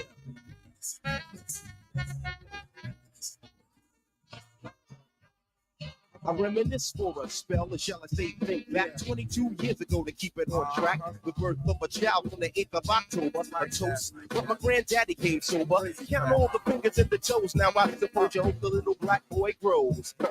18 years younger than my mama, but I really got beaten since the girl loved trauma. In single parenthood, there I stood. By the time she was 21, had another one. This one's a girl. Let's name her Pam. Same father as the first, but you don't give a damn. Irresponsible, plain not thinking. 773-763-9278 is the number. 773-763-9278. No matter how you discuss these things, the data is the data. Right? So unless and until you can explain the disparities, this conversation around parsing who did it, what segment did it, is useless. Yeah. Because if you weren't a participant or your people weren't a participant, what were you doing then? I had a interesting thing. This morning, Ann and I went for a bike ride. This is a point I was going to make earlier about observational bias. Y'all should be on like a Cheerios commercial. I know. They're so wholesome and riding. wonderful. I know. I love it. I couldn't wait to get my tires aired up and my bike all dimmy down. Couldn't wait to get out and ride. Yeah. So what kind of noise are you going to make for him? We know the one that you have for Adrian. But this is what happened. So we were riding our bikes down down a particular street, Drexel Avenue. Beautiful, beautiful boulevard. Beautiful, beautiful homes. Legendary in the city of Chicago. And there's a home that is on the market. Beautiful, massive old mansion on the market. And so we were like, it's finally on the market now. So we grabbed the details. We got back home, started to look it up to see, blah, blah, blah. And this is the part that was just heart-wrenchingly painful, is I clicked on the link from the different real estate companies that have it on their site, as we all do, the various ones I'm not going to mention. But this is what was crazy, E. One of them takes you to Facebook to get more information. And the first 19 comments about this property were all biased negative comments that were in this vein. Beautiful place, but overpriced for that neighborhood because, all the vandalism and the theft, and it's ugly, lots of other ugly buildings. And it was of that vein for the first 19. Now, for those who are going to get their undies in a bundle about bias and racism and all the other isms, all 19 comments came from people that don't look like anybody in this room. So somebody help me wrestle and work with that. The neighborhood's terrible. It's not safe there. Vandalism. You're going to lose things. All the other. And first of all, there are other properties on that block and that stretch of the block. Beautiful properties across the street. Beautiful properties. I mean, that's Drexel Boulevard. So if you don't know anything, you land on this planet from another planet, and you look at all 19 comments, and then you look at the data. What are you left to conclude? Except white people are evil. Because those 19, however you want to break it down, that's data. That is data. Yeah. It's somewhat subjective, but it's still data because it's a result of an occurrence that got measured. 19, right. The first 19, E. I don't necessarily agree with the notion that all white people are bad. No. I understand why somebody might say it. Sure. I don't think anybody in this room thinks that. And that's what I've been trying to get people to understand.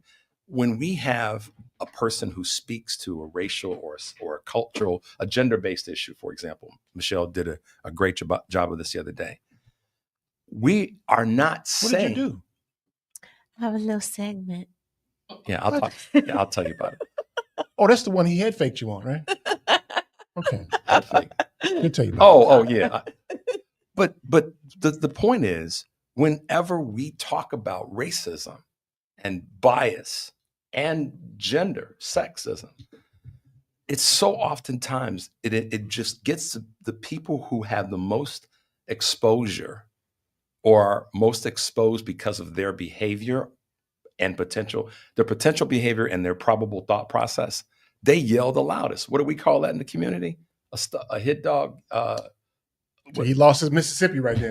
I did. He lost all of Mississippi all of a sudden. I used the squeaky wheel. And so that's not Mississippi. That's Minnesota. A holler at a hit gonna dog hit- holler or something like that. So there's an application for that with the data, that if you were blind and got dropped here, blindfolded and got dropped here with tons of resources, you'd look around and go, Look at the South Side and look at the North Side. Look at the suburbs that are predominantly white and the suburbs that are predominantly black. And then look at the data. I understand how you can come to that conclusion. And I also understand the nuances. But when you got people who want to immediately go to, but it wasn't me. It wasn't mine. But we know it wasn't you. Well, that's not even part of the conversation. Right. I don't want to have that conversation. I don't want to parse people out and say these people didn't and these people did and these people suffered too. All that stuff is not. You have to answer the data for me. Help me deal with the data. Why are there disparities? And if we're going to take it down to a conversation of, well, these people had it happen too. Okay, then let's get into a numerical conversation about it. How many percent, raw number and percentage of the larger population had this horror thrust upon them? Then we can have a database conversation about your need to segment out how this community, they didn't have anything to do with it. Who's next, Michelle? Well, Oh, go okay, ahead. just one more. Don't forget. We are living in the land of no data, right? Right now, in this moment, whenever DT gets on TV and says something, he raises it 1 trillion. And so we're living, nobody cares about data anymore. So my question is, where do we go with the conversation? What do we do in terms of trying to get beyond where we are now if nobody's dealing with data, facts, history, nothing? As a rule, I don't participate in conversations where we're not dealing with data. As a rule, I don't ask questions that I don't care about the answer to. And I think that that's the way to conduct a conversation. If you can't deal with the data and you want to answer questions that weren't asked or that I don't care about the answer for, then I'm through talking to you, a dumbass. Yeah, but then we're nowhere. Then let's just be nowhere, because it doesn't make any sense to me to waste my time. I'm damn near 60 now, almost as old as y'all. Oh, no, what? But to that end, though, I mean, time for all that. There's a certain amount of appreciation for that bravado that Eric just brought to us, because from a community standpoint, see, that's why y'all end up in conversations with people that I don't. Look, I'm kumbaya. Finish. Go ahead. I'm sorry. Go ahead. No. Eric, I take that. I understand what Eric is saying about that, because I oftentimes try to give people a little bit of room. Good luck. Eric gives less room in that space, and I respect that, because there's a certain amount of but see, and this is the other thing Eric knows about me. I give people that room, and then I'm harder than he is when it comes to shutting them down. You mess around, get hurt. I will give people that space, and then it's almost like he's setting them up to get beat up. That's what he's doing. I'm setting them up to prove that their point in a way that we can all go, okay, yeah. And then if they don't, then I'm like, I gave you a shot. But I think that so many times we, by our nature, and it's a grading, or it's a scale, we try to give people the opportunity when we're having this conversation about culture, about race, about history of enslavement, all the rest. We try to give them some space to make a statement or have an argument that's relevant to where we are today. And inevitably, it comes down to what Eric said, trying to excuse themselves from what they've been able to appreciate is inherent privilege. It's a redirect. This is strictly a redirect. And that sometimes it allows us to do, not allows us, it causes us to do one of two things: to have them to STFU, or we walk away and say, I'm done. Because you can't have a conversation with me about this unless you can accept the fact that where you are today is largely due to the fact that you get to have a conversation where you can extract yourself from all this horror to make a point about how special you are. Right. Yeah, because Steve has the choice to be able to not step in and help somebody. There's nothing we can do. And that's the difference, right? And it's easy for us to see, but I just don't know that it's as easy for them to. And that's because it's the privilege of being not. But you know, Michelle running around like, I'm not one of them. What? What are you saying? I'm going to throw this bottle at your head. She devil in the blue dress, you know. Cannot stand. Who's your next? Don't husband. throw things at me. Who's next? Earl from Hyde Park. Hi, Earl, what's up, man? Hey, guys. Hey. How's everybody doing? That was an interesting conversation you had with Steve. And, yeah, well, it was interesting. Michelle, I'm going to agree with you, and I'm not going to agree with the boys here. I would not want to have slaves because I would not want to have to do the powerful things that you need to dehumanize them to get them to do something against their will. I can say that categorically at this stage in my life because I'm older than you young whippersnappers, and I don't care, Eric, if you ain't 60 yet or not. I'm way older than you. But I can honestly say that with the sensibilities that I've been grown up with and exposed to, coming from as far south in Louisiana as you can go, which is Lafayette, Louisiana, which is on the bayou and on the Gulf of America. And coming up to Chicago, I've traveled a great deal and been in many cities and experienced a lot of different I'm not things. impressed, Some of them man. pleasant, Are you trying to not very impress us? pleasant. What's he doing? You trying to impress us? I'm impressed by Earl. I ain't impressed by Earl. And so that Eric dude, I mean, now, Richard, you see why I talk about that Eric dude on your program.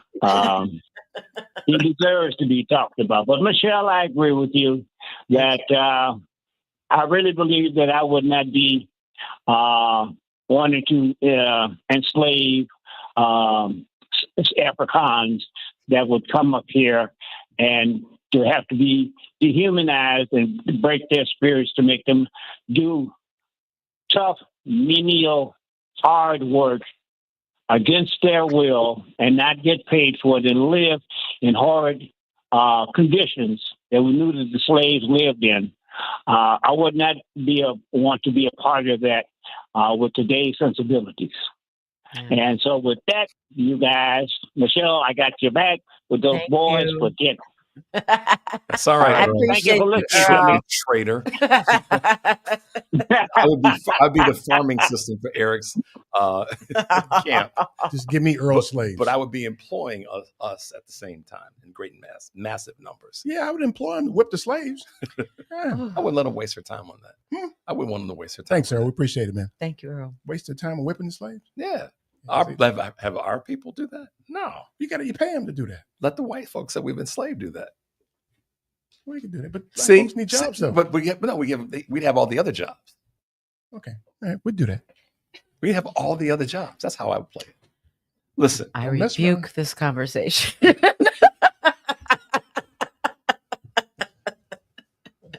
We don't have to be mean and cruel to other people, other humans, because they were cruel. It shows who we are at the end of the day. We would be the ones that would make the world a better place. Truly. I thought All that right, was Quincy somebody Jones. whispering, going, That's right. shell. All right, y'all. We got one more caller here. It's Paul, It's right? Paul. Hello, Yeah. Paul. Hold on. No. Yeah. Hold on, Paul. Stay tuned for more of the family meeting. Tired, then go take a nap. I'll stay awake and watch the show I take because right now I'm about to shake and bake. The EICK is my name, I spell. Thanks to the clientele, yo, I rock well. I'm not an MC who talking all that junk about who can beat who. This is motivational speaker and author Dan Duster, author of the great selling book, Peaceful Selling, Easy Sales Techniques to Grow Your Small Business. Keep listening to The Family Meeting. A 2016 study estimated that 13.1 million Americans were victims of identity theft last year. Fight back against your identity being stolen by signing up for Identity Guard. Identity Guard monitors your credit and identity information with alerts that can help you respond quickly if certain changes indicating fraudulent activity are detected, as well as help protect your computer from viruses, keylogging, and other serious threats. Plus, with Identity Guard's dynamic credit management resources and tools, you will have helpful information as you make better financial and credit decisions. Identity Guard includes $1 million identity theft insurance and lost wallet protection, and more if you ever become a victim. Protect your ID for as little as $6 per month. Yes, that's only $6 per month by visiting lookaftermyid.com. That's lookaftermyid.com to securely sign up for Identity Guard today. A single K plan is a 401k plan designed especially for business owners and immediate family, regardless if they are incorporated or not. Single Ks offer both employer and employee contributions, and in many cases have no setup fee or annual plan administrative charges. Single Ks are simple to administer with no government reporting required. Most importantly, this plan allows employees to access their savings via hardship withdrawals or loans. Visit our website at polarisadvice.com or call us about your business or organization's retirement plan at 312-951-2606 or email us at polarisadvice.com. That's 312-951-2606 or email us at polarisadvice.com. Polaris provides empowering advice for everyone. Securities offered through Lion Street Financial LLC, member FINRA, and SIPC. Investment advisor services offered through Lion Street Advisors LLC, registered investment advisors. Polaris Wealth Management and Lion Street Financial are not affiliated. Polaris is introducing a way for you to get empowering financial advice, save, and plan. If you are like a lot of people, you'd like to work with a financial planner, but don't know if you earn or have enough to invest. Save and Plan will allow us to work with nearly anyone from young professionals to retirees looking to travel the world. Save and Plan is simple. Just sign up to save on a systematic monthly basis directly from your account and gain access to a planner and our planning services. Once you sign up, Polaris gives you a customized financial plan, a real person to speak with, and information to help you make good financial decisions. Your dedicated planner is just an email or phone call away. Save and Plan offers empowering advice for everyone. Visit us at polarisadvice.com. Call us today at 312-951-2606 or email us at polarisadvice.com. That's 312-951-2606 or email us at polarisadvice.com. Save and Plan. Empowering advice for everyone. Securities, insurance, and advisory services offered through FSC Securities Corporation. Member FINRA. SIPC. Insurance services offered through Polaris Insurance Agency, Inc., which is not affiliated with FSC Securities Corporation.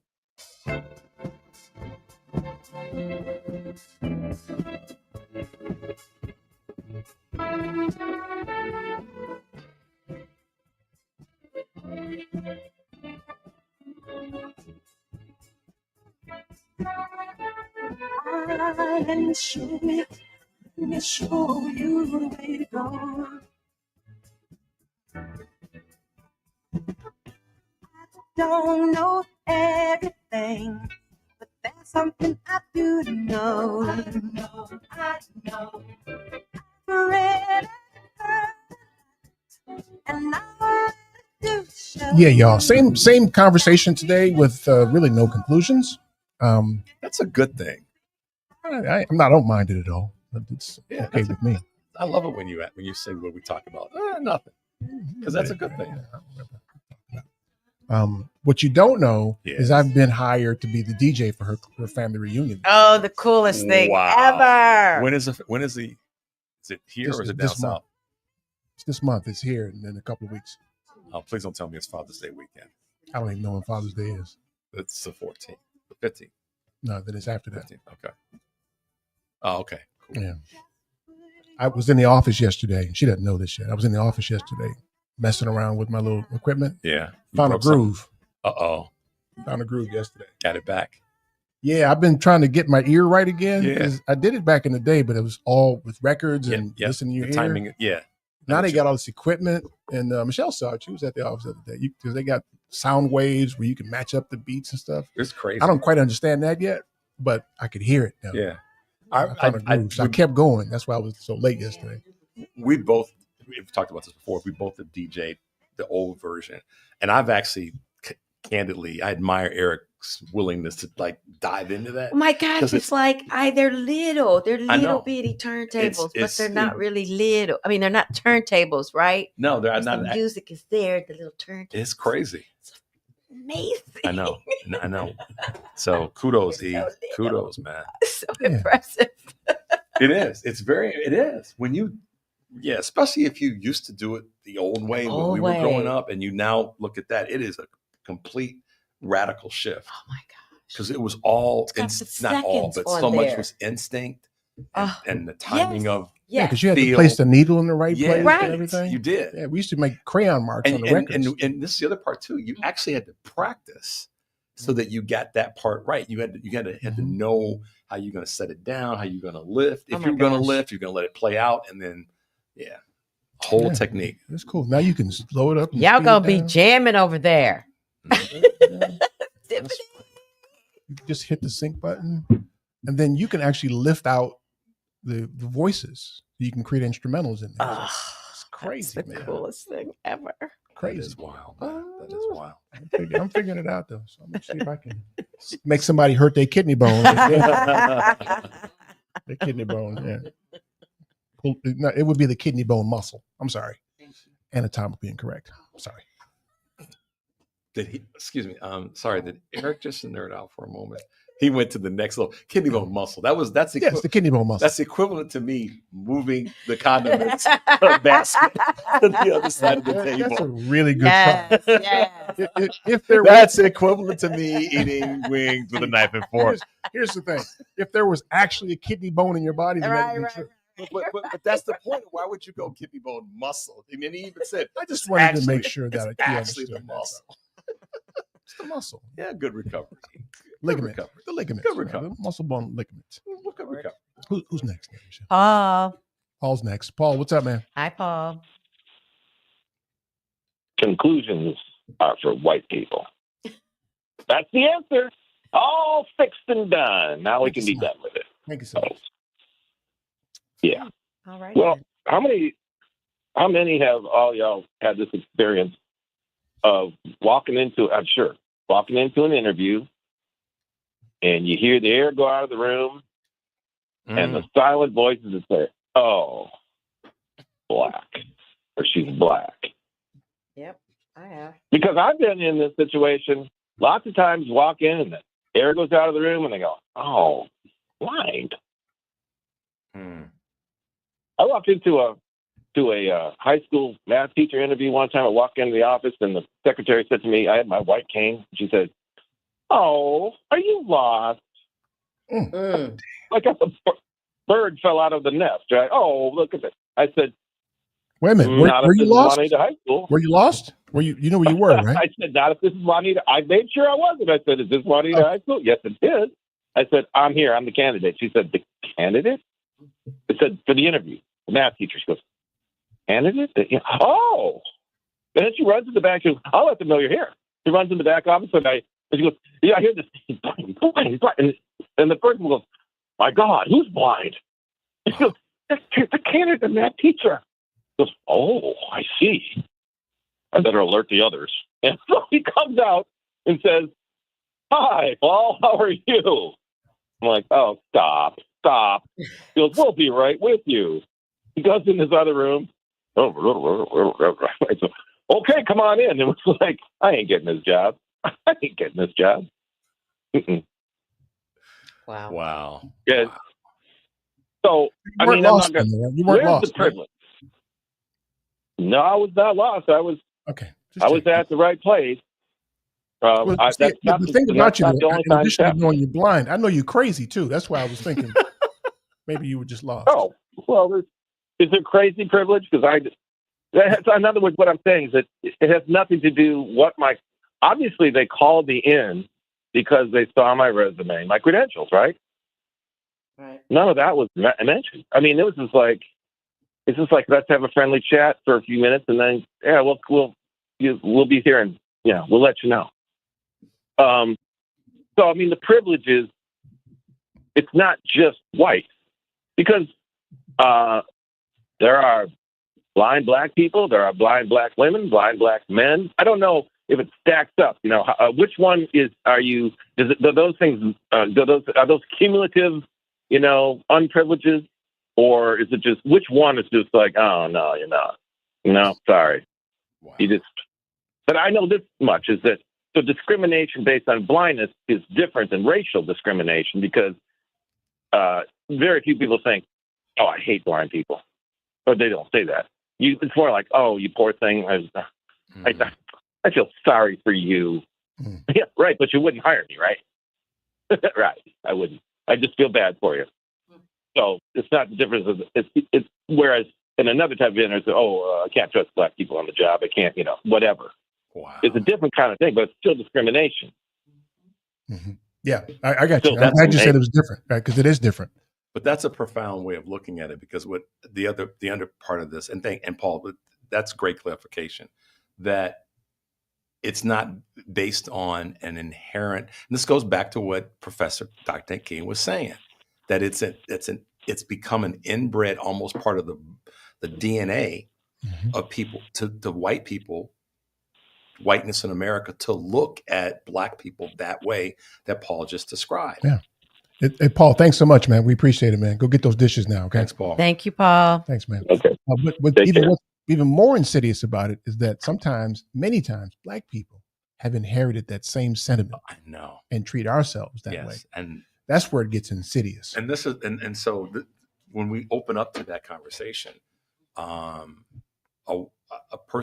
white person who is looking for an exit ramp will use that as a way to say, but I've talked to black people who've said that this is how the black community is. Do you know what I mean? See, I've never had that y'all have those conversations. Well, but I like having those conversations because it allows me to shut them down and say and talk about their I'm gonna hang issues. around with y'all one day. Well, when y'all have these conversations. Well, so my philosophy Maybe is y'all changing the world one conversation at a time, and I mean that. I really do. I do think if people look at you looking at me like you're getting ready to roll your eyes into the back Good of luck your on head. Here they go. It's gonna change in one person at a time. Winding up. It's true though. You can. So let me ask y'all. Wait a minute. Hold on a second.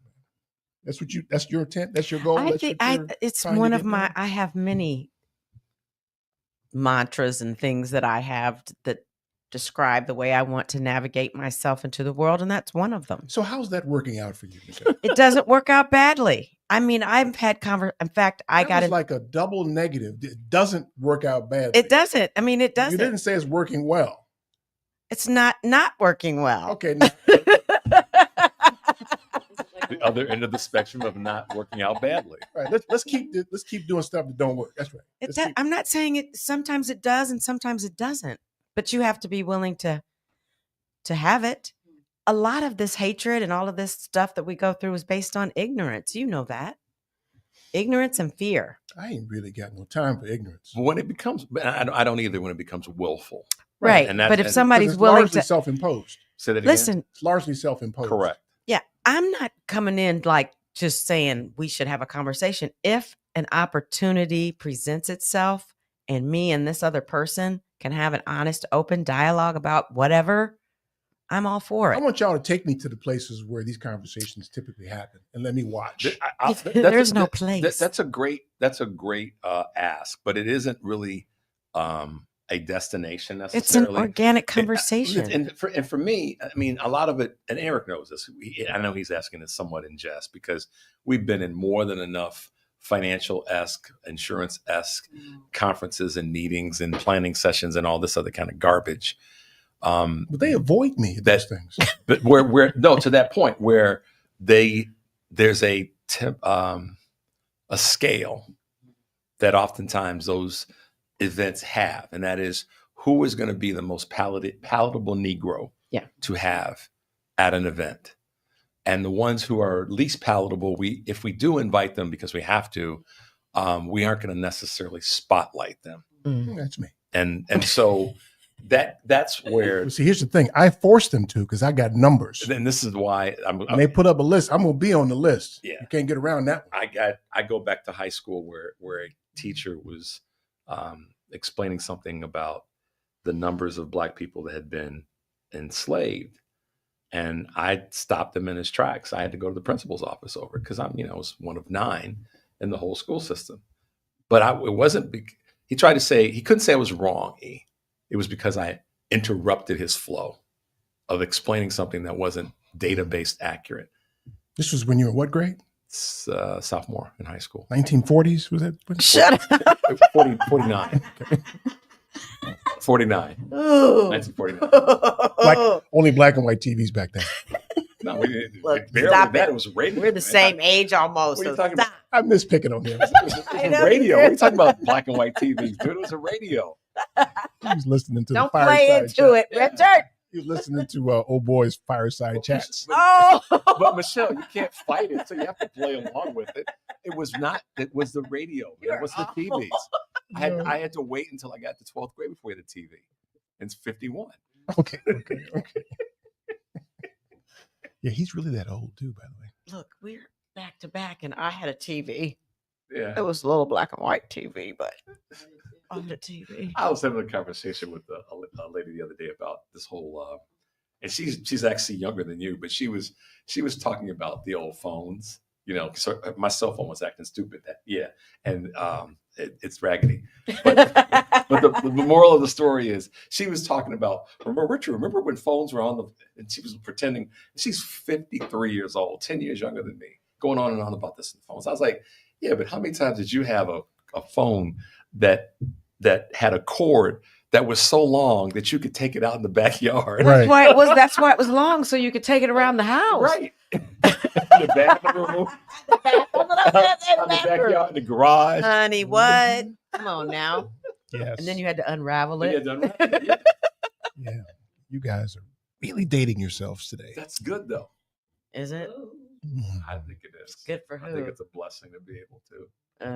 Okay. Yeah. You wouldn't have said that about you when you was 18, though. Well, no. And remember, we were just talking about this too, Michelle, about remember when we were 18 and 25 and all that. It's like, wow. Yeah. We thought everybody over 50 was ancient. I know. Wow. Damn near dead. And now after 80, I'm like, that was young. And how many times did we say, man, they look good for 80? Yeah. Right, Tiffany? Oh, they look good. Yeah. Oh my God. Well, listen, we've meandered through this conversation today. Again, I don't know that we came up with any solutions or if you can come up with any conclusion about what you heard today. And so I apologize for that. I don't really care what you think, but I figured I'd offer you an apology just so you feel like you were apologized to for wasting your 2 hours with this silliness. But that's a good thing. People love your silliness. They love our silliness. They do. Not. Then why are they listening? All 5 of them? They do. They ain't got nothing else I to think do. it's more than 5 people. People love our silliness. Kidney bone hurt, man. They applaud the fact that we speak the truth. And they miss you, Richard. They said. Yeah. She's lying too. They never said that. There is a person on here that said that they missed us together. One. Okay, well, there's 3 people in the room. Because we got our own thing. That's your sample set. One. I don't know. Listen, y'all, that's all the time we have. I want to thank you for yours. If you're on YouTube, we will hang around for a few minutes. Tune into the family meeting every Sunday at 4. I'm your host, Eric Grant. Peace. I love the cute muffin. As long as I'm around and down, nothing could ever trouble you. I want your body. Say what? The way you touch me. Driving in your caddy. You can be my big daddy. Take it slowly. Every whole night. Driving in your caddy. You can be my All right, that's a wrap, guys. I will see you next week. Okay, see you then. Cute face, haircut, like the Halle design. Keep my dear laced up with fly gear and makeup. But you should see her when she wake up. Never could we break up. Shot till you drop. Cream don't stop. Buy a bunch of outfits to sexy. We can do it. Take your.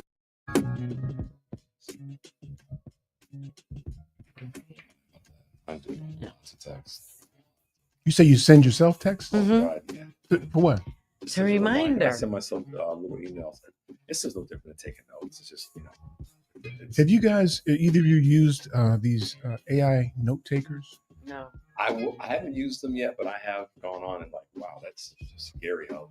Yeah, I've been using them the last several weeks. Yeah. Amazing. I know, it is. It is. I went on the other day and just went on ChatGPT, and I'm actually looking at doing this thing called courses. Courses. It's a 28-day immersion into the different like AI platforms, not just ChatGPT. I'll send you guys a link. It's amazing.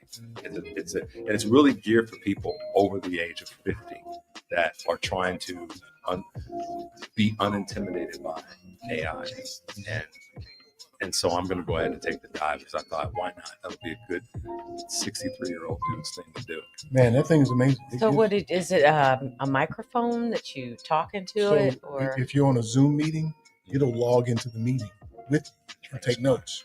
isn't that illegal? Isn't that a type of No, a it recording? announces that it's there, that it's recording. So as long So as you announce it, what if the person that you're in the meeting with says that they don't want you to do that? then they can decline the recording. Okay. Yeah. I do it also when I got calls, and I can just turn on the microphone and it listens. And then it gives me an outline of the discussion, salient points. It gives you the full transcript. Then it gives you the takeaways, stuff you need to do as a follow-up. It pulls all that out of there for you. Yeah, it is truly fascinating how much this thing does. They gonna be up here running all by themselves. We all gonna be gone. Might be fun to be gone. We're gonna turn into iRobot. Mm-hmm. We went to see yesterday. We went to see the movie The Accountant 2. Was it good? I want to see that. It was pretty. I love the first one. Yeah, the first one is I've seen that so many times. Me too. That's one of those when you could be 10 minutes before the end or 10 minutes to start. You jump and you watch it. It's good. No, because The Accountant. There's so many things in there that I missed the first time. That's what I'm saying. All I'm saying is wherever that movie is, if you can turn on your television, I will start watching it because of that point. There's things that you miss. There's subtleties. Yeah. In the second one, the reason, and I don't want to spoil anything. Spoil it, I will knock you out. You guys have to go see it. It can't knock. I know she was. Yeah, she could trip on the hallway by the elevator and knock you down. She might. You'll feel tickled. Yeah. Hey, this is what I love about the movie. So what you just said, to everybody. Are you threatening them? They do a really good job. You know what's hard sometimes with the sequel is to make it make sense based on the previous one. Sometimes sequels take a radical turn, and you're like, but this one they don't do that, and it's good writing. It's really good. I love good writing for a movie or any kind of product. It was this story and the dialogue. Amazing. We sat at the end of the movie and said, "Wow, they got that right." They really did, and there's a part of the movie that's umbrellaed by what we're talking about AI. That's fascinating. It's scary, not scary, but like damn. What did you guys think about Sinners? I haven't seen it yet. Did you go see it? That's next week's weekend movie. No. Did you go see it? Mm-hmm. Well, we're going. Yeah, it's a masterpiece. We're going next. That's next Saturday. Is it still in the theaters? Yeah, it is. We are back on doing movies. That was because Ann said to me, we were walking to the theater. She said, "Wow, we haven't really gone to see a lot of movies in the theater." I said, "Well, COVID kind of took that away. It was part of our date night. Go see it, get a bite to eat, go see a movie." Plus, it also costs you $125 to go to the theater now. When's the last time you went to a movie? It cost me. Ain't no goddamn 20. It cost me $38.29. Well, theater. You talking about theater or movies? No, it's still expensive. To Michelle's point. Well, they changed the layout though. It's got big seats in it now and stuff. It's more luxurious. It is. Lean back. I know. I saw You Color sit Purple. on a stool when you go to the movies? No, I saw Color Purple, but you got to get Color Purple. I have the new one or the old one? The new one, ass. Oh. That's the last time you went to the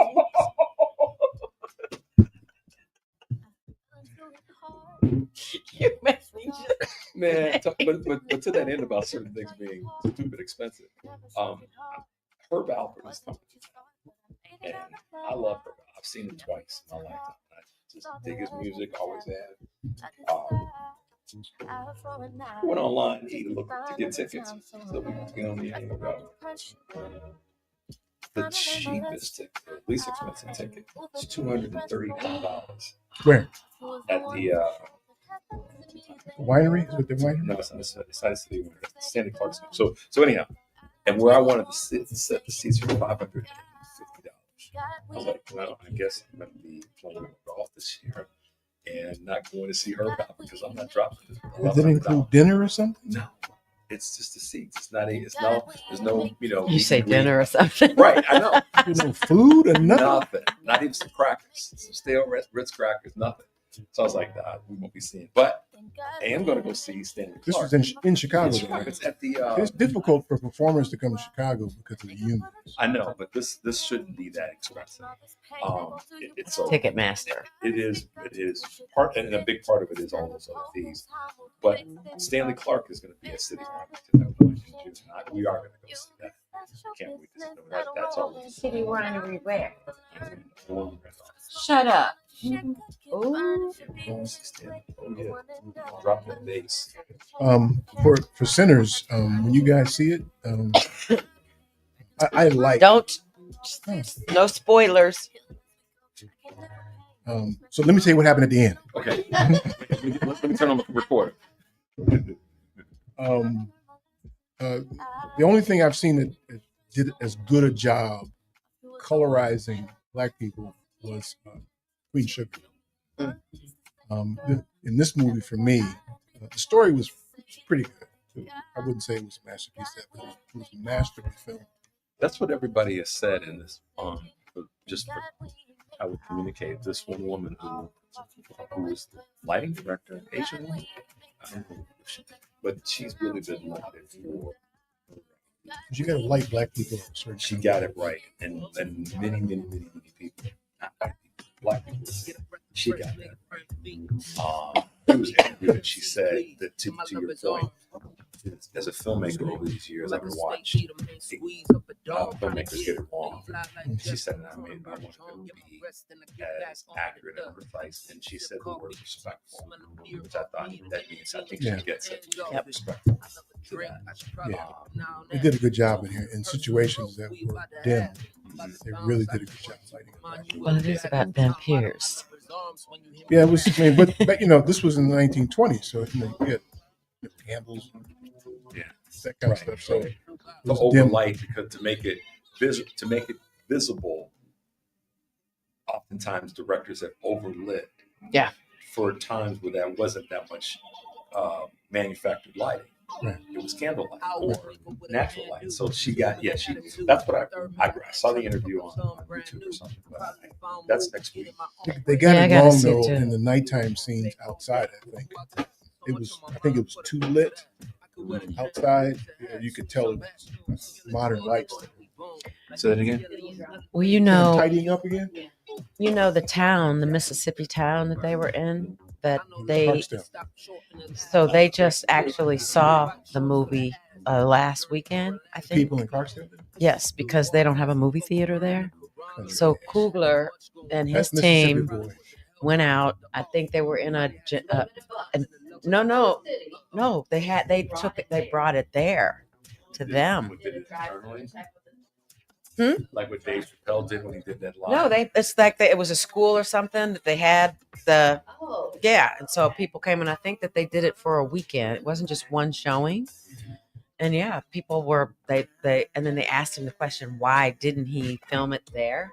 And he said because the taxes or no tax incentives for him, and logistically it was just too hard. But I'm a fan of him. Mississippi is a beautiful state. That's what he said. It is, but everything else, even Both areas to be cursed. Am I the only Mission Impossible person in here? I want to see that too. Okay. Yes. Not yet, but I don't get a chance to go to movies. I probably will see it. I gotta see those three in the theater. We didn't do IMAX, but it's on the big screen. Oh, I want to see the IMAX. And we haven't done the last time we did a weekend release, or whatever that's called, premiere weekend, was Bad Boys 3, which came out in January of 2020. So what are they on now? 5? 4. But it was the one that came out right before COVID. A little over the year, for obvious reasons. But so that's the last time we went to the weekend.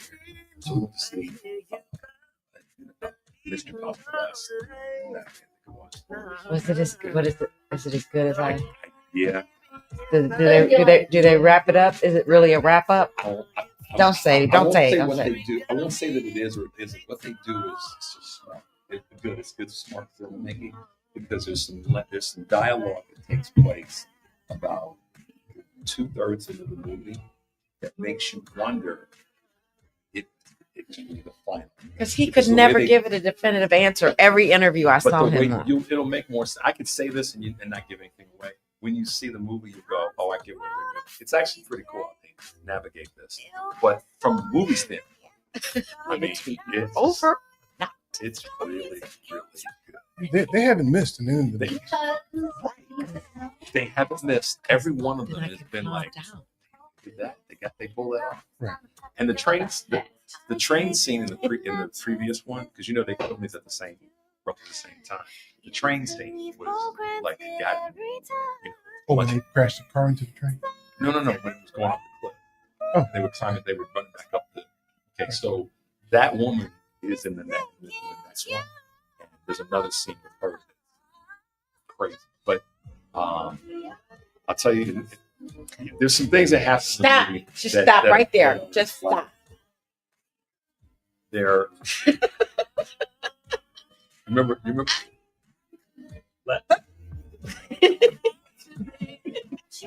Yeah. No spoilers. Go see both of them. They're both very good. Okay. That's good. Is it the closest IMAX to me? Is it?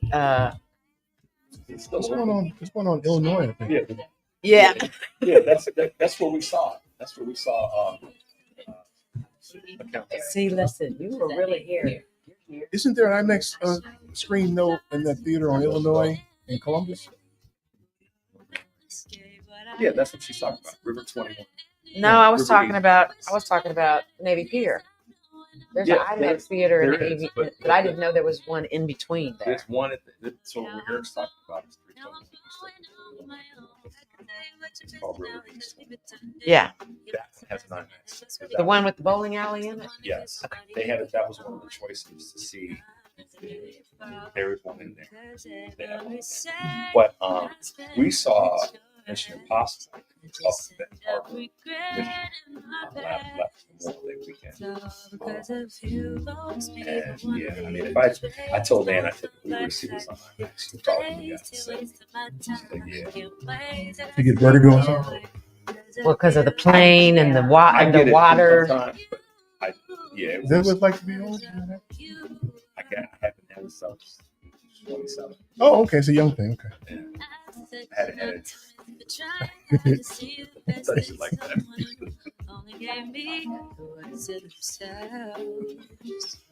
And I stayed too long. Should have been gone at the first red light you showed me. Oh, I understand that.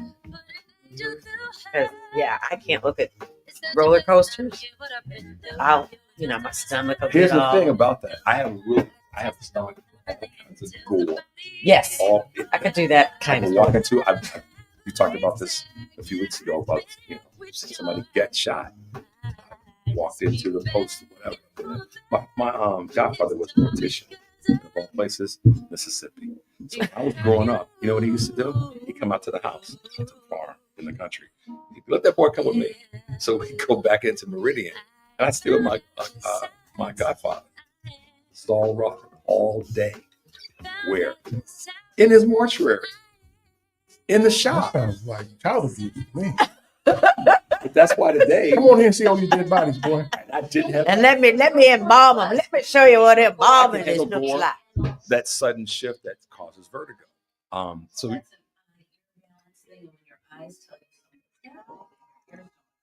they have a conflict. Yeah. No, you're right. And so it sucks too. It is motion sickness. I can't on the train. I have to listen. I can't read or anything. But can you be on a boat? I have no problem on a boat. It's a whole different thing. I'm scared of boats. Yeah, I don't get on them. I don't get on them much anymore. No, I'm sorry. No, but I'm not scared of boats. I will not go on a cruise, but I've been on boats. Yeah. Cruises. But boats. Yeah. I don't mind cruises. I mean, I've been on a cruise in 10 years. But you're out in the middle of nothing. And there's nowhere you go. You can't escape. I'll tell you the cruise to take. If you're not done a cruise, I think this is my opinion. So I could be wrong. One of the most enjoyable cruises I've ever been on is the Alaska Inside Passage, because you start in Canada at Vancouver, and then it goes up to Anchorage. So it's inner passage, so it only goes out into the open ocean one time overnight. So you do it overnight and then back into the inside passage. So it's not nearly as I won't say it's like being on a river, but it's like oh god, Like what's on the side? Glaciers. Glaciers. Nope, don't fool around with no glaciers neither. But you don't get close to the glaciers. You're Michelle. Have you seen the Titanic? But they don't even right.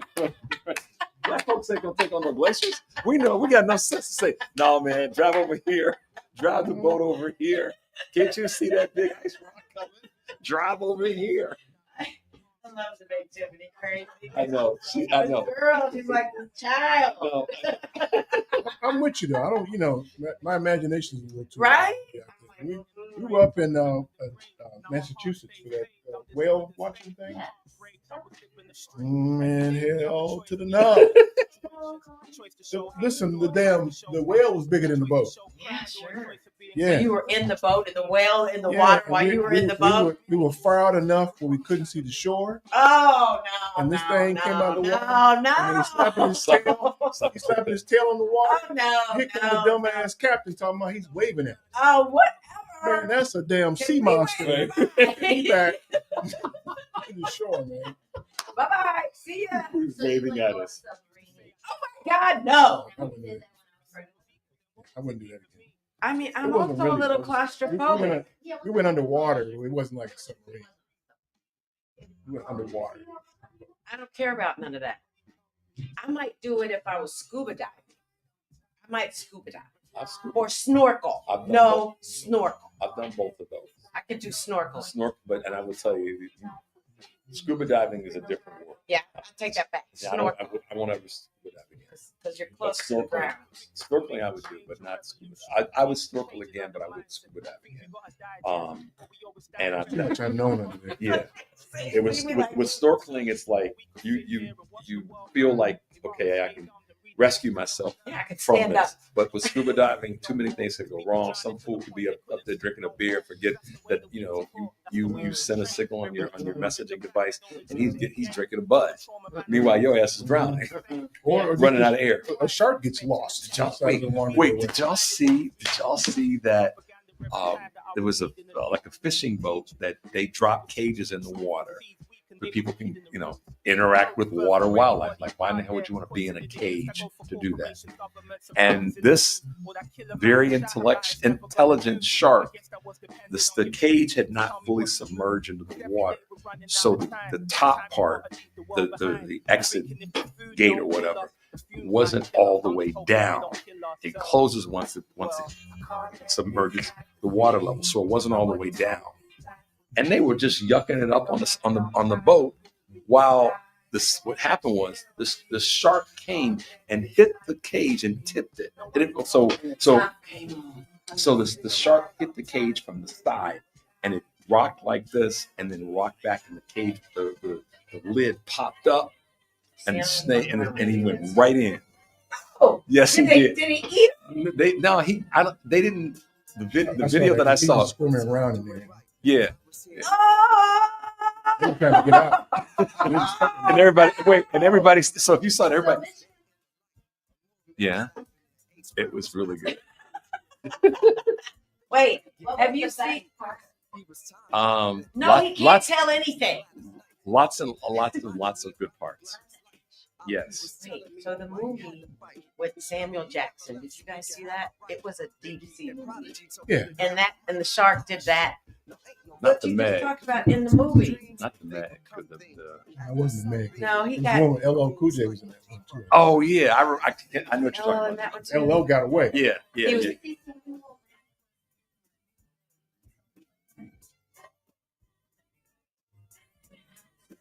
A piano lesson. No. We do black shit. We do black stuff. No, I would never have guessed that at all. You start.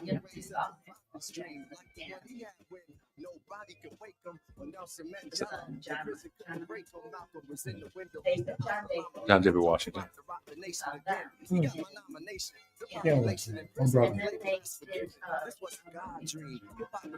Huh. I thought the movie version was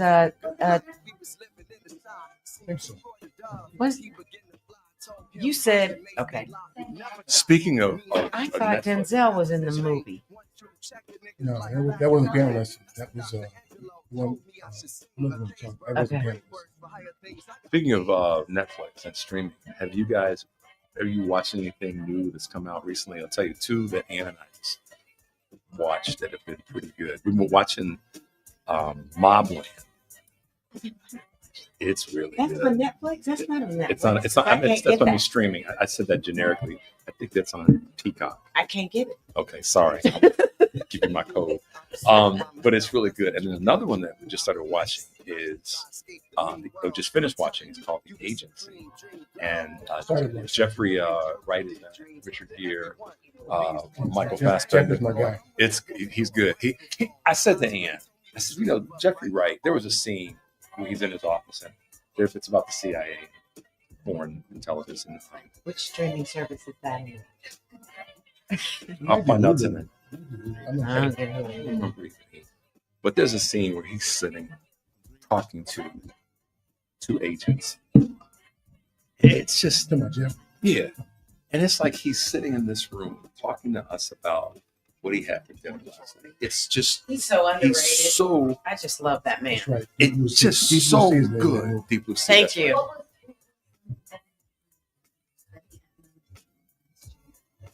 Jeffrey Wright, American. Novel. Help me out. It was the novel, the book. American something. Yeah. That was really good. That was a really good movie. He's a DC dude. Yeah, he is. Yeah, he is. He's phenomenal. He's phenomenal. And I was looking at him. I said, okay, so he's Eric's age. They're both 59. And I was thinking, he's played such a range of characters and age, not just in terms of who the person was, but each character that he's played of that age of that character, he was so incredibly believable. In that character he played in Shaft, he played people. Yeah, I'm people. Now Puerto that's Rican dude? that movie. I hate that movie. I okay. Wait a minute. Let me not say I hate that movie because I've watched it at least 10 times. I watch it every time it comes on. I'm Peoples. I do not consider that one of Jeffrey's better roles, though. I thought it was an exceptional role. He got into that character. The character we didn't like, but the role, the guy playing, he was phenomenal. I Am People. Wait, the scene in the acting skill. When the dude came to his crib and he goes to the bathroom and he tosses the drugs to him. Yeah. He gives him the pager and he goes and sits on the throne and it's like, this real like, yes. I mean, that's just like he embraced the character. I like the second Shaft. I also love the scene which became epic. That's the second. Yeah, the son. The scene that became kind of almost like a meme in a sense is when he's in the jail cell with Christian Bale, and then they say you play golf. Yeah, right. You know, Tiger Woods. You know, that was incredible. Golf is fun. And then when he got shot, he did that. Yeah, I know, right? All right, y'all, let's call it a day. All right. Say bye to your friends, Michelle. Goodbye. Thank you. Have a good week. See some of y'all in the morning.